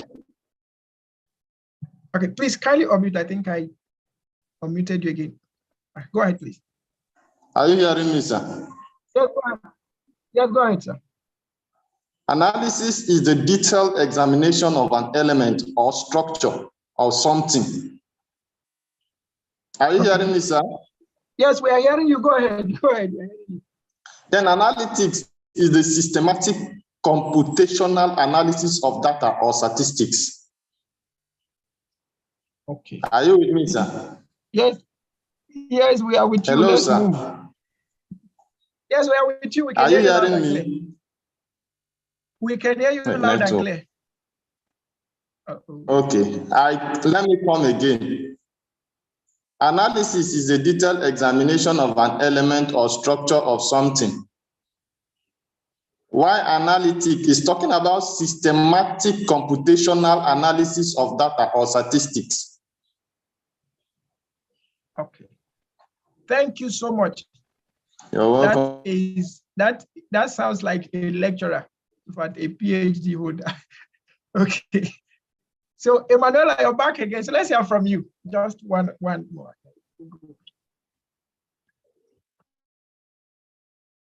Okay. So from my layman understanding,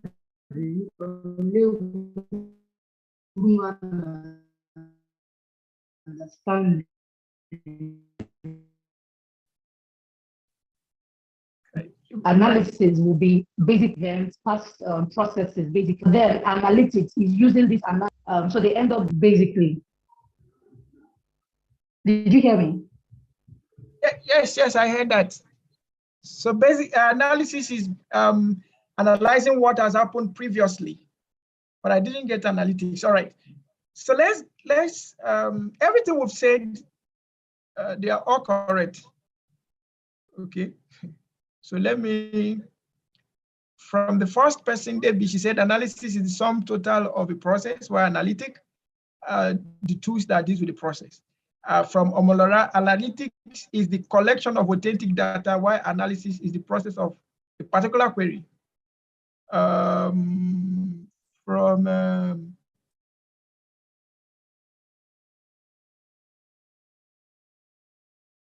Okay, I'm missing some.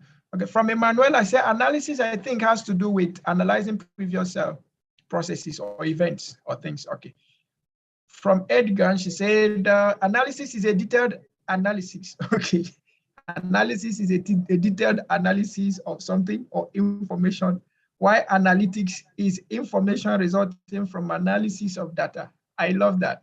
Okay, so from the summary of all we've said is that before we could do analysis, there is something in place that we could use to run information preview or checking. Analysis most often has to do with breaking down the whole system and trying to spot out what we really want to spot out.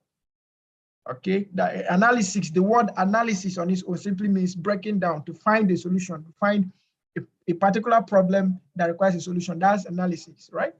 But analytics has to do with processing data for the purpose of decision making. Processing data for the purpose of decision making.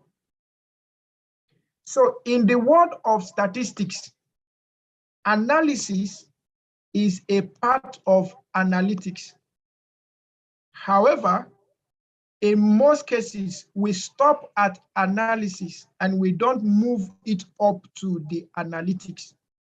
That means the information we've gotten, the breakdown of different sources of information we've gathered, we were unable to get them processed in such a way that we can use them in decision making.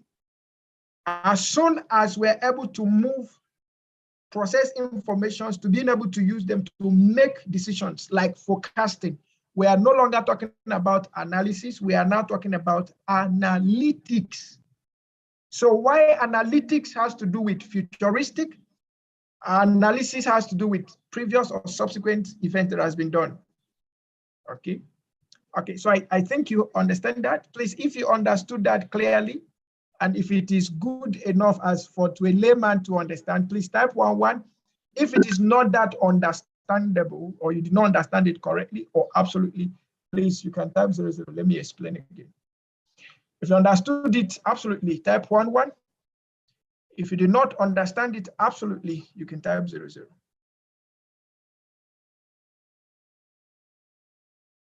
Okay. Now let me ask a question. Which one is easier to do, analysis or analytics? As a HR, which one do you think is easier to do, analysis or analytics?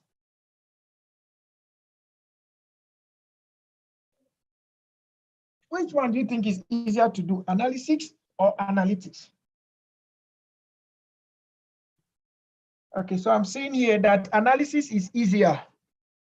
And that is just the simple truth. Analysis is easier than analytics because, or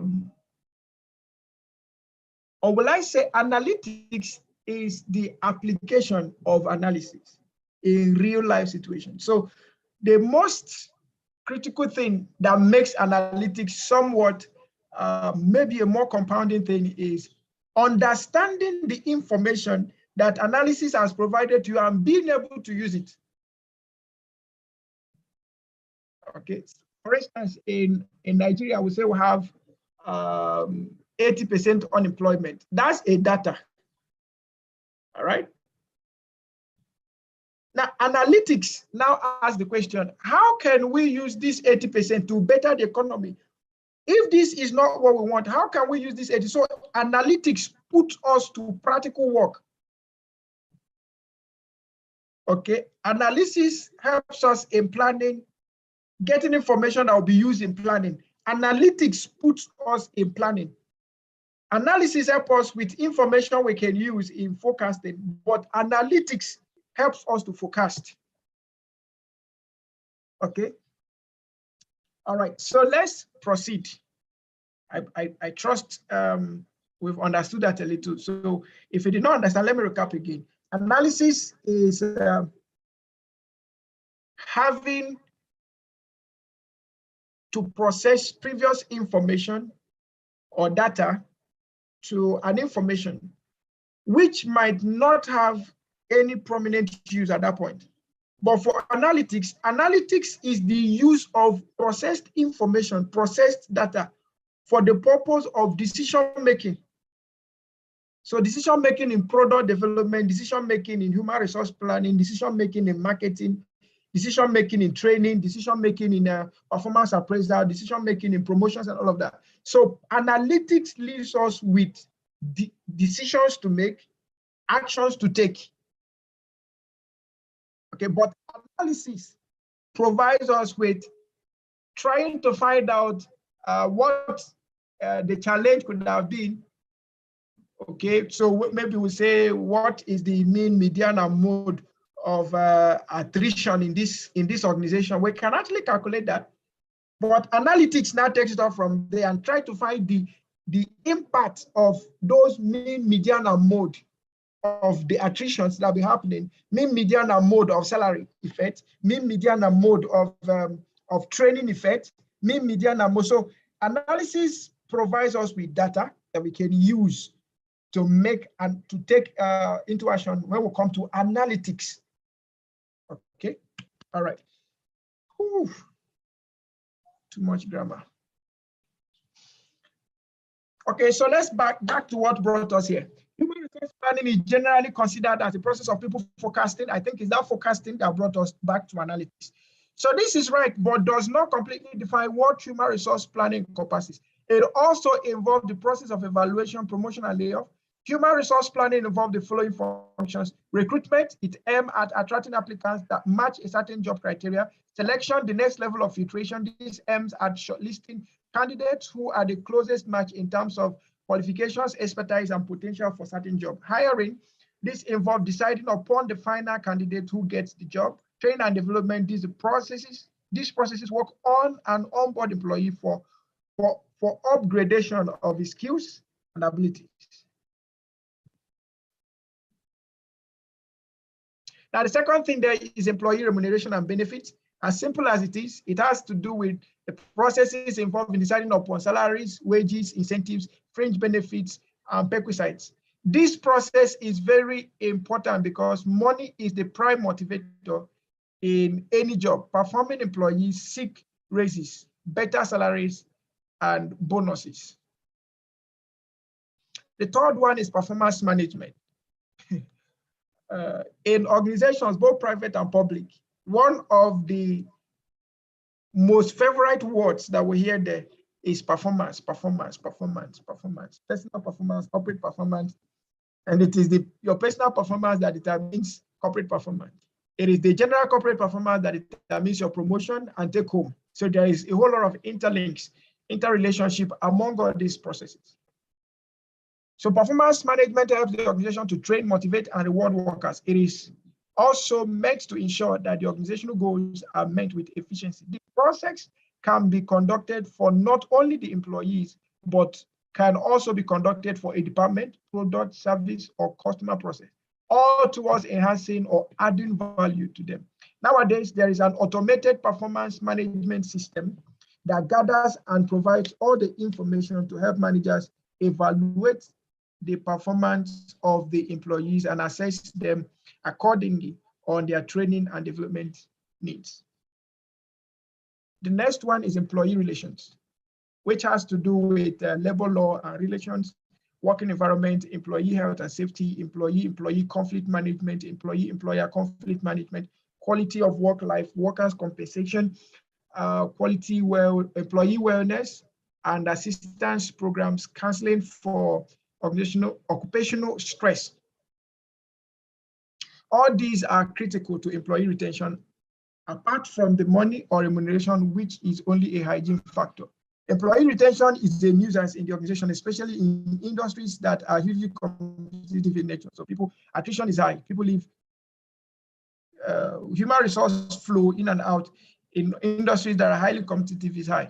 Though there are myriad factors that motivate an individual to stick or leave an organization, but few such as stated above are certainly under our control. Now, a very simple question: which of the following is an aspect of HRM which deals with working conditions and amenities at the workplace? A, B, C, D. Please, let's have your remark. Which of the following is an aspect of HRM which deals with working conditions and amenities at the workplace?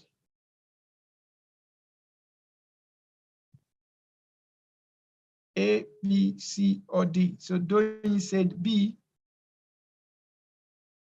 Let's see which other answer. Victor said B. Which other answer? Kate said B, Omolora said B. So let's find out. Okay, so Debbie said D. All right, so let's find the answer. So the correct answer is employee welfare, right? So I'm going to stop this class today at the skills of HR. Then tomorrow, we continue from where we stop. Other lecturers, we continue from where I stop. The skills of human resource professional. Skills of human resource professional.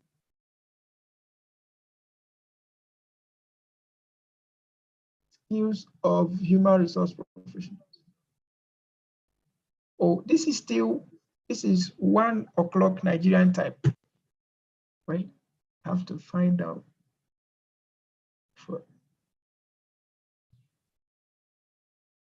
Let's see. So what do you think are the skills of a HR? In recent time, in contemporary times, what do you think would be the propelling skills of a HR? What are the most propelling skills of a HR?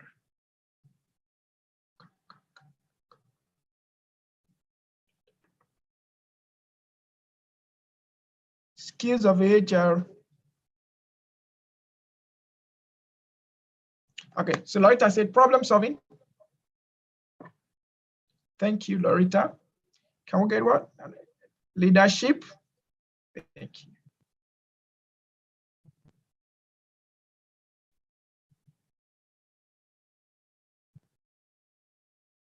Empathy.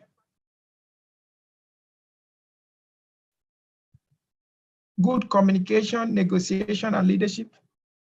Interrelational skill. Thank you.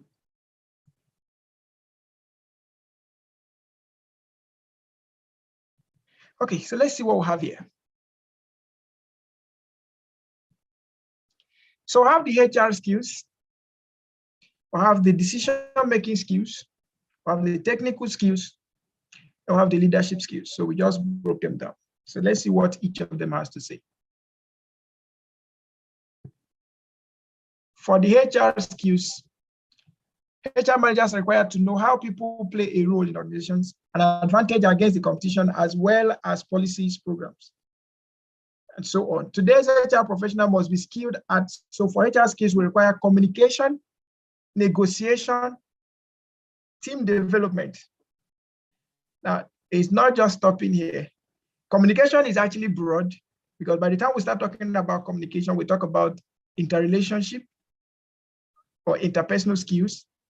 We talk about emotional intelligence skills.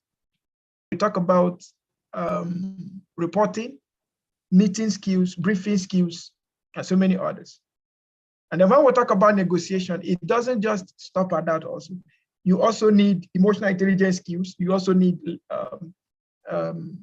persuasive skills, influence skills, okay? And then you have team development. Then for the decision-making skills, HR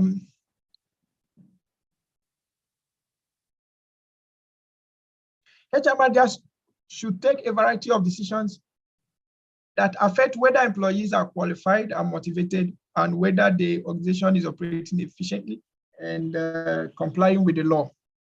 So this requires knowledge of organization's line of business. So the person should have business skills, and decisions must take into account social and ethical dimension or ethical implication of the alternative.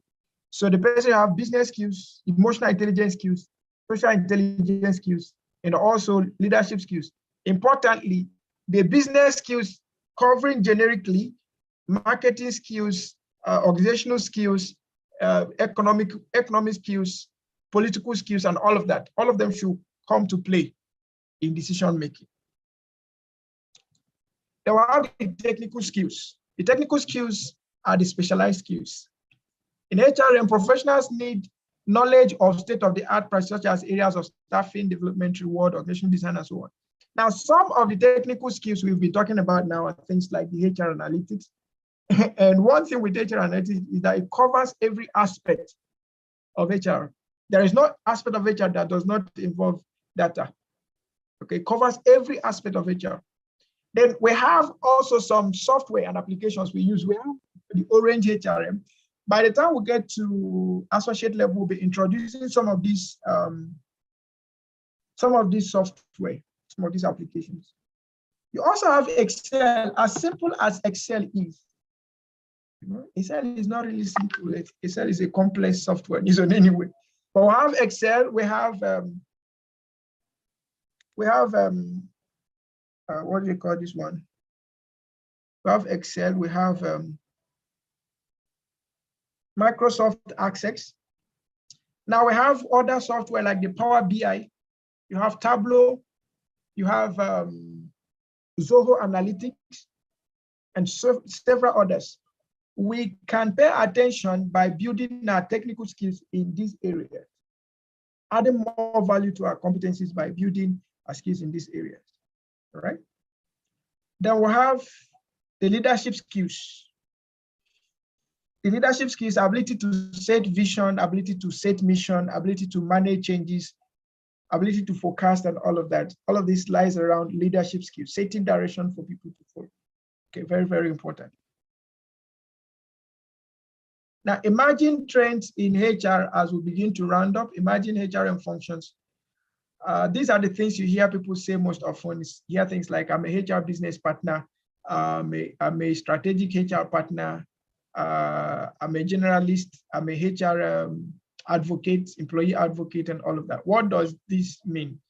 Okay, so we have, for business and strategic HR partner, HR managers contribute to the development of organizations, realization of business plans, and achievement of objectives. Please, it is important that we note here that all HR objectives must be aligned with business objectives, and that's where strategic management also comes to play. So the role of the strategic or business strategic partner is to help the business ensure that their strategic objectives as a business aligns with the HR objectives. Okay, then we have the employee advocate, just as the name is. HR managers have to serve as advocates of employees. It means that they have to create a work environment in which employees are motivated, contributing, and happy. They will also have the change champion. HR managers have to be change agents, thus requiring them to acquire knowledge about and the ability to execute successful change strategies in the organization. Do I have any HR person here? If you're a HR, you work in the HR department or you are an independent HR practitioner, can I see your, just type 55 in the chat room. You're currently HR practitioner or you're in the HR department. Can I see 55 in the chat room? Okay, so I see Lorita. I see Doyin. Any other person? Okay, so for us in HR, we have the role of initiating and implementing changes within organizations. And for you to be able to initiate and drive change, it simply means you have strong leadership and emotional intelligence skills. Okay. But in this course, we'll also learn about change management and how to drive change within the organization. We also have workable templates we can use to initiate changes and drive changes within the organization. All right. Now, a tip that we need to put in place is that internal scans are used to identify key movements and patterns within organizations which may affect HR operations. External scans look at outside factors such as economic conditions and the need for certain skills which affect employment. Now, difference between HRM and personnel management. Quickly, the personnel management is essentially workforce-centered, whereas human resource management is resource. Please, that resource, we can change it to people-centered. All right? So let us look at the difference between these two.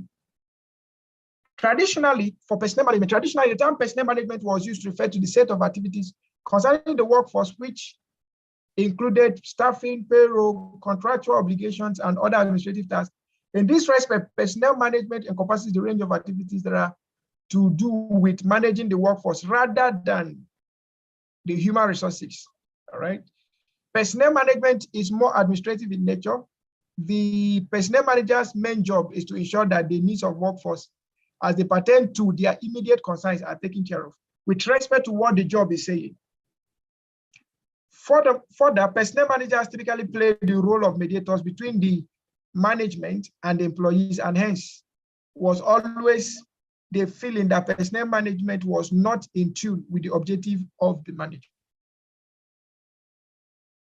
Human resource management, with the advent of resource-centric organizations in recent decades, it has become imperative to put people first, as well as secure management objective of maximizing their return on investment on the resources. This has led to the development of modern HRM functions, which is primarily concerned with ensuring the fulfillment of management objectives and at the same time ensuring that the needs of the resources are taken care of. In this way, human resource management differs from personnel management not only in its broader scope, but also in the way in which its mission is defined.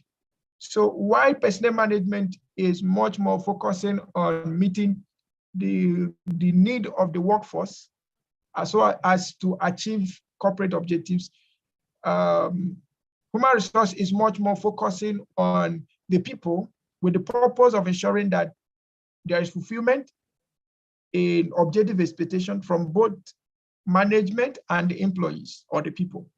All right. Now, human resource management goes beyond the administrative task of personnel management and encompasses a broad vision of how management would like the resources to contribute to the success of the organization.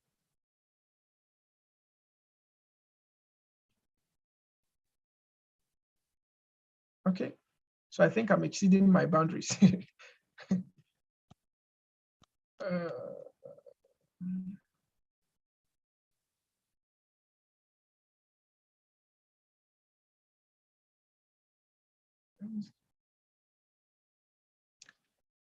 Let me be sure I'm not exceeding my boundaries. Okay, so introduction to HRM practices. Okay, this is just it. Introduction to HRM practices. We've looked at HRM components or the scope. We've looked at HRM skills. Now we'll look at the practices. What are the common practices we have in HRM? We have the job analysis, we have the job description, we have the job specification, we have the job design. Job analysis is a systematic exploration, study, and recording the responsibilities, duties, skills, accountabilities, work environment, and ability requirements of a specific job. It also involves determining the relative importance of the duties, responsibilities, physical and emotional skills for a given job. All these factors identify what a job demands and what an employee must possess to perform a job productively. Now, by the time we get to job analysis, because we have a module dedicated to job design and analysis, we'll be able to design jobs. First of all, we'll be able to design organizations, and then we'll be able to design the jobs in the organization. And in designing the jobs, we will need to design the job description, the job specification also. Okay, and then we'll design the offer letters, design the contract terms and conditions for work being done. All right. Job description includes basic job-related data that is useful to advertise a specific job and attract a pool of talent. It includes information such as job title, job location, reporting to and of employees, job summary, nature and objectives of a job, tasks and duties to be performed, working conditions, machines, tools, and equipment to be used by prospective worker and hazards involved in it.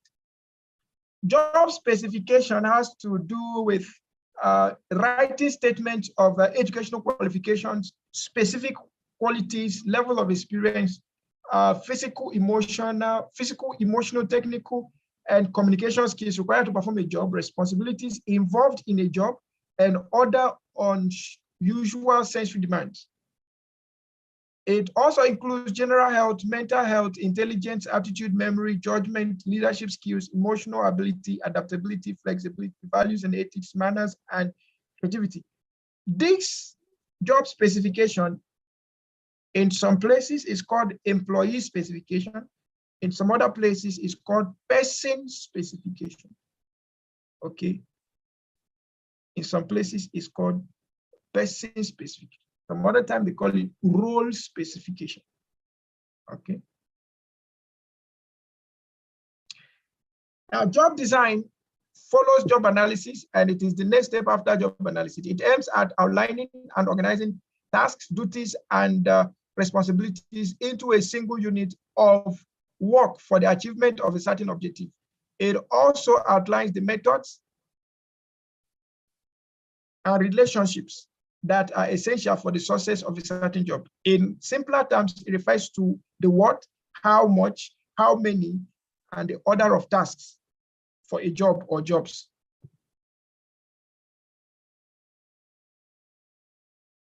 They will have training and development, which is a planned effort to facilitate the learning of job-related skills, knowledge, and behavior by employees. Development is the acquisition of knowledge, skills, and behaviors that improve an employee's ability to meet changes in job requirements. While training is done essentially to facilitate learning, development is done for acquisition of knowledge, skills, and behaviors.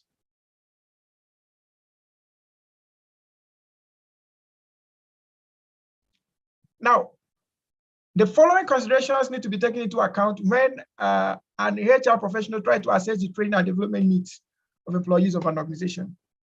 You have the spontaneous, unplanned training or systematic planned training. So you could do training in spontaneous, unplanned, like some of us just bounced into this training. Someone said this morning, she just saw the link and entered.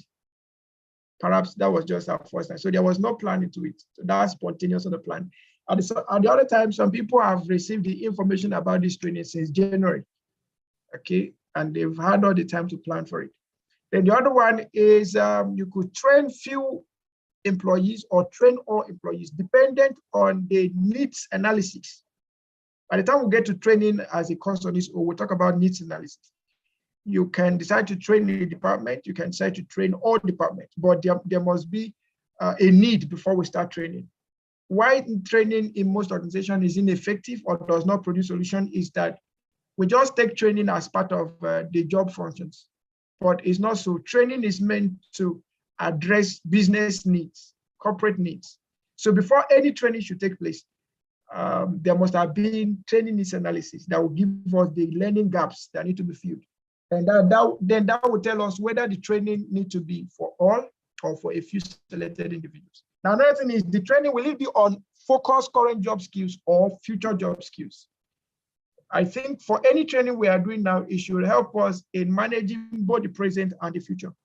Then we have the individual orientation or group orientation. The training, will it cover individual attitudinal orientational change or group attitudinal orientation change? Okay, so that is where we are going to hang our boots for this particular section. And then when we return, we will continue from where we are right now. So do I have any question? Any question for me?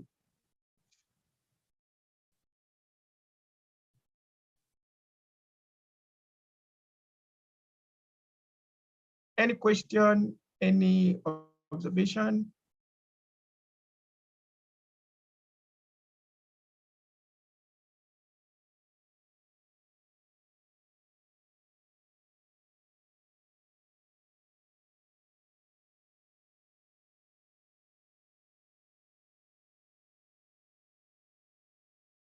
Any question, any observation, any of them?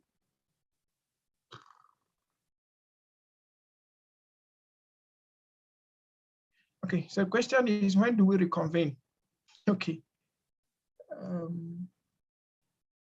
First of all, okay, sir, you mind giving us the list of software you mentioned earlier?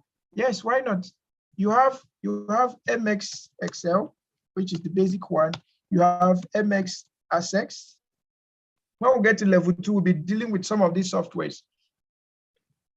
You have Tableau. You have Power BI. You have Zoho Analytics.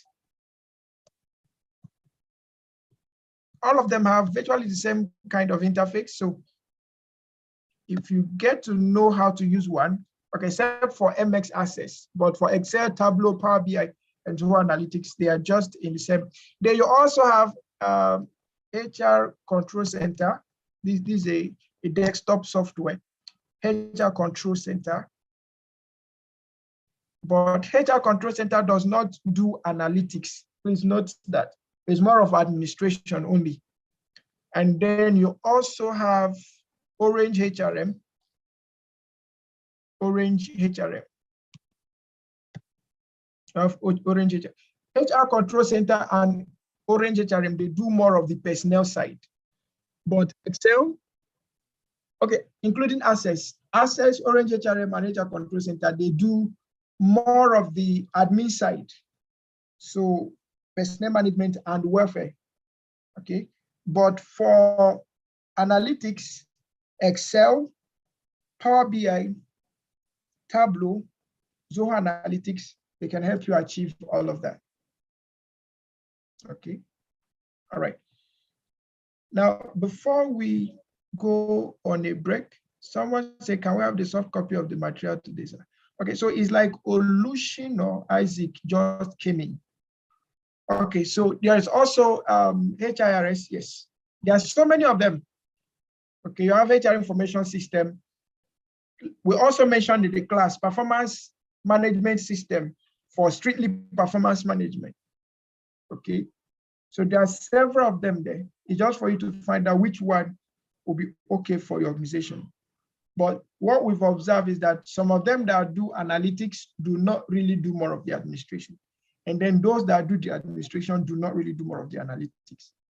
Okay, but for those that do analytics, you can configure them to use them for both analytics and administrative purposes. Okay. Okay, so from our timetable, we are supposed to have 2 classes today. And we are just, we used almost 2 hours to do induction and answering of questions. Okay, yes. So somebody says since 9 a.m. Yes, since 9 a.m. we've been having only 1 class. But we used 2 hours for induction so that everybody will be on the same page. Okay. Okay, someone said I asked a question that has not been answered. Please, what's the question? Can you please ask the question again? Maybe it has been omitted.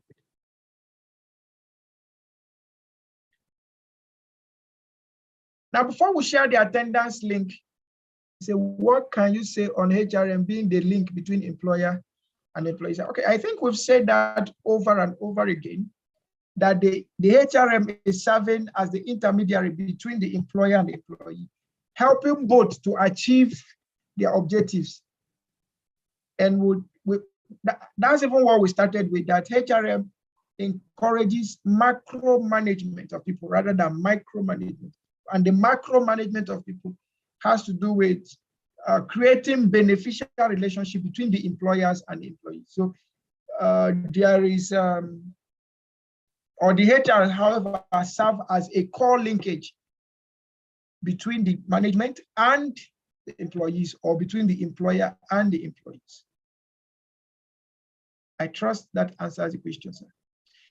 Okay, so by the end of today, after we are done with attendance, we'll be creating the Google platform.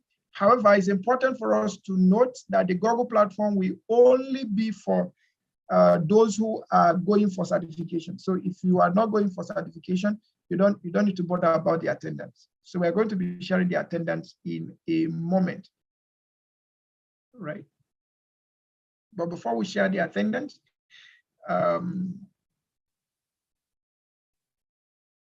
our second lecturer is here, but we will need your consent whether the class should end by 5 from what I'm seeing here.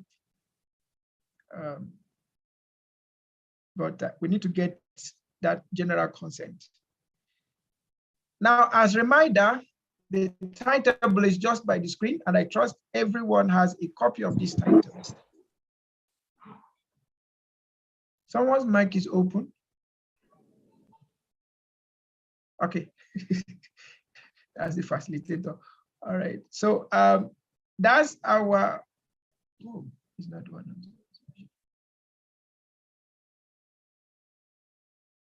Okay.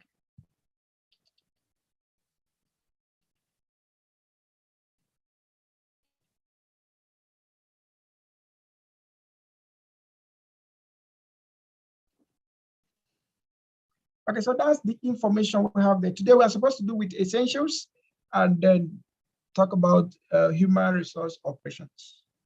And then tomorrow we deal with talent acquisition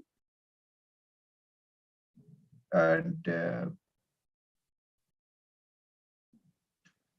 talent acquisition, yeah. So we have 3 courses we're expected to spend this week: essentials, operations, and talent acquisition. All right. Now, as a reminder, for those of us who came in after the program, these are all of the content we are expected to cover in each of the modules from level 1 to level, sorry, from module 1 to module 7. We've already shared this out. Perhaps after this session, we'll still send it out. For important information or reminder, please note this program is 100% free for attendance. However, if you wish to go for a certification, then you have to pay for it. Please note, in this course, we are giving waiver for examination, so that this is an assignment-based certification. So your participation and your doing your assignment is what we are going to use for evaluation. And attendance is mandatory for certification, since we are not doing examination. So we are waiving examination for all. This particular certification is accredited by the Nigerian Council for Management Development, which is the highest accrediting body for professional certification in Nigeria. It's also approved by the Federal Ministry of Education, internationally chartered by the Chartered Institute of Management Consultants USA, the Society for Human Resource Management USA. By the end of this course, we expect that you should have acquired contemporary workplace HR skills, we expect that you should be able to develop HR competency framework, carry out HR operations, and effectively and efficiently develop manpower plans, conduct recruitment and selection exercises, design compensation and benefits plan, create job description and specification, analyze jobs and develop jobs, then employ result-based approaches for employee engagement, and coordinate training effectively. Then the learning methodologies and every other thing is stated there. Now for fees, please note, to move you to the certification level, or for you to get your study materials and certification, you need to pay a fee, and the fee is 65,000 naira or $175 for non-Nigerians, right? When you pay, you have two certifications. You have your HR Foundation certification, and you have your workshop certificate of completion that you get, and then you have your training manuals and you have all your videos. Right. Now, if you want to make any payment, payment can be done in installment, payment can be done all at once. But to access the study materials and also to access the Google Classroom, you need to make payment of up to 60%. 60%. And the 60% of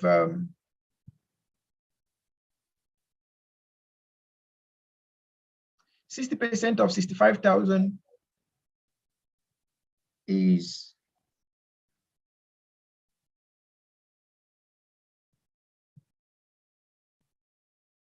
is 39,000 naira. 39,000 naira.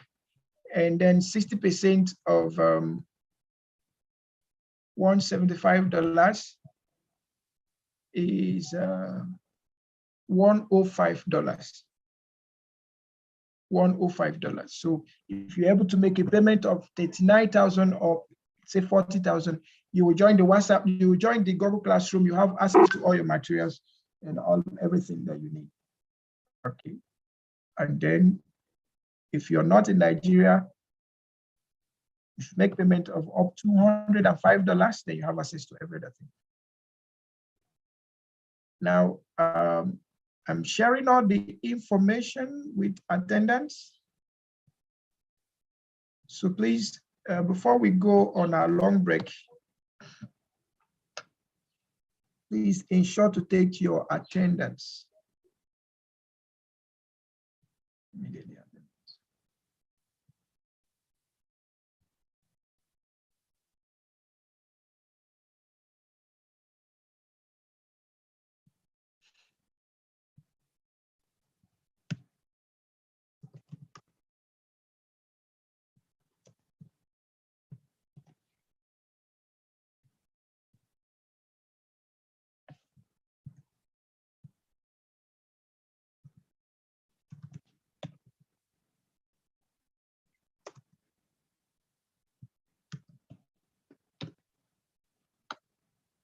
Okay, so we just posted the attendance. So you could sign your attendance, and that would be beautiful. All right. Now, do I have any question?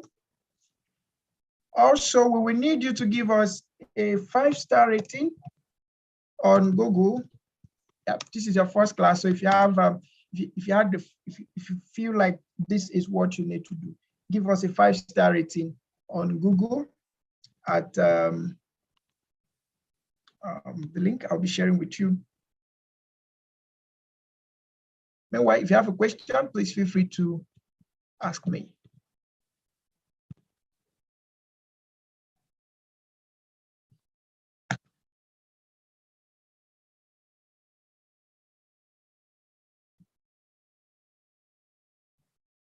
So I'm sharing the attendance, the Google rating, YouTube link all together. So you can get access to the YouTube video. But remember, we'll not be doing this all the time. So the best thing is for you to subscribe to the to the YouTube link so that you can always have the information at your own convenience. Okay, so shared everything that needs to be shared. Any question for me before we go and then reconvene at an agreed time?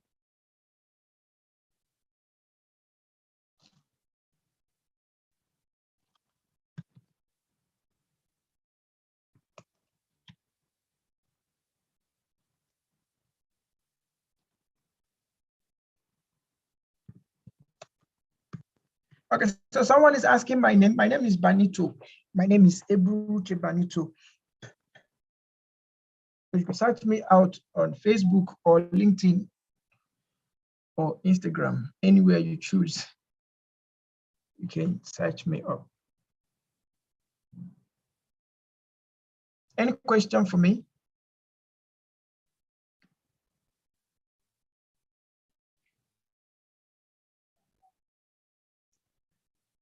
I said, my name is Banito, Banito, Banito. So call me Banito. I think that would make the surname might break somebody's teeth. So let me just leave it at the one.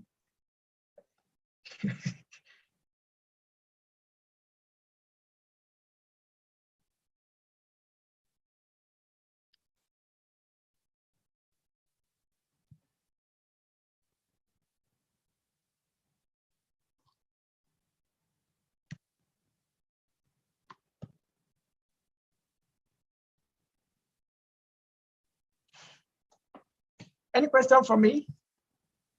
Is there anyone who has not taken attendance now? Because we are sharing the attendance. You give us a review on Google. Also give us the evaluation of the training so far.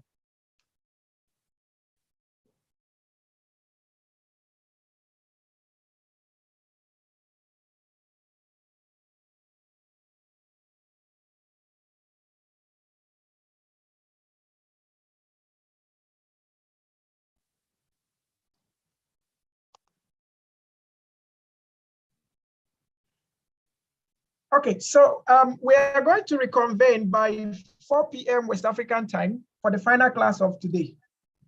So the lecturer will take us on HR operations. Okay, HR operations. So he has been around, but since we had an adjustment in the schedule, he will take his class by 4 p.m. West African time. Please, if you're not in Nigeria, can you type your country here? Can you type your country in the chat room? If you're not currently in Nigeria, can you type in the chat room where you're joining us from?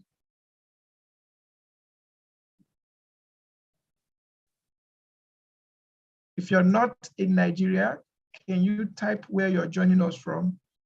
Okay, so Eze Sinachi Iwu is joining us from UK. You're welcome. Is there any other person that is outside of Nigeria here?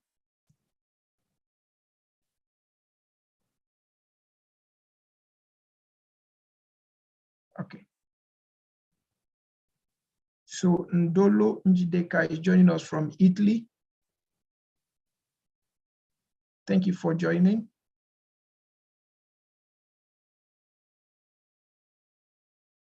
If you're not from Nigeria and you're not from Ghana, please, can you identify you're not from Nigeria and you're not from Ghana? Can you identify, please?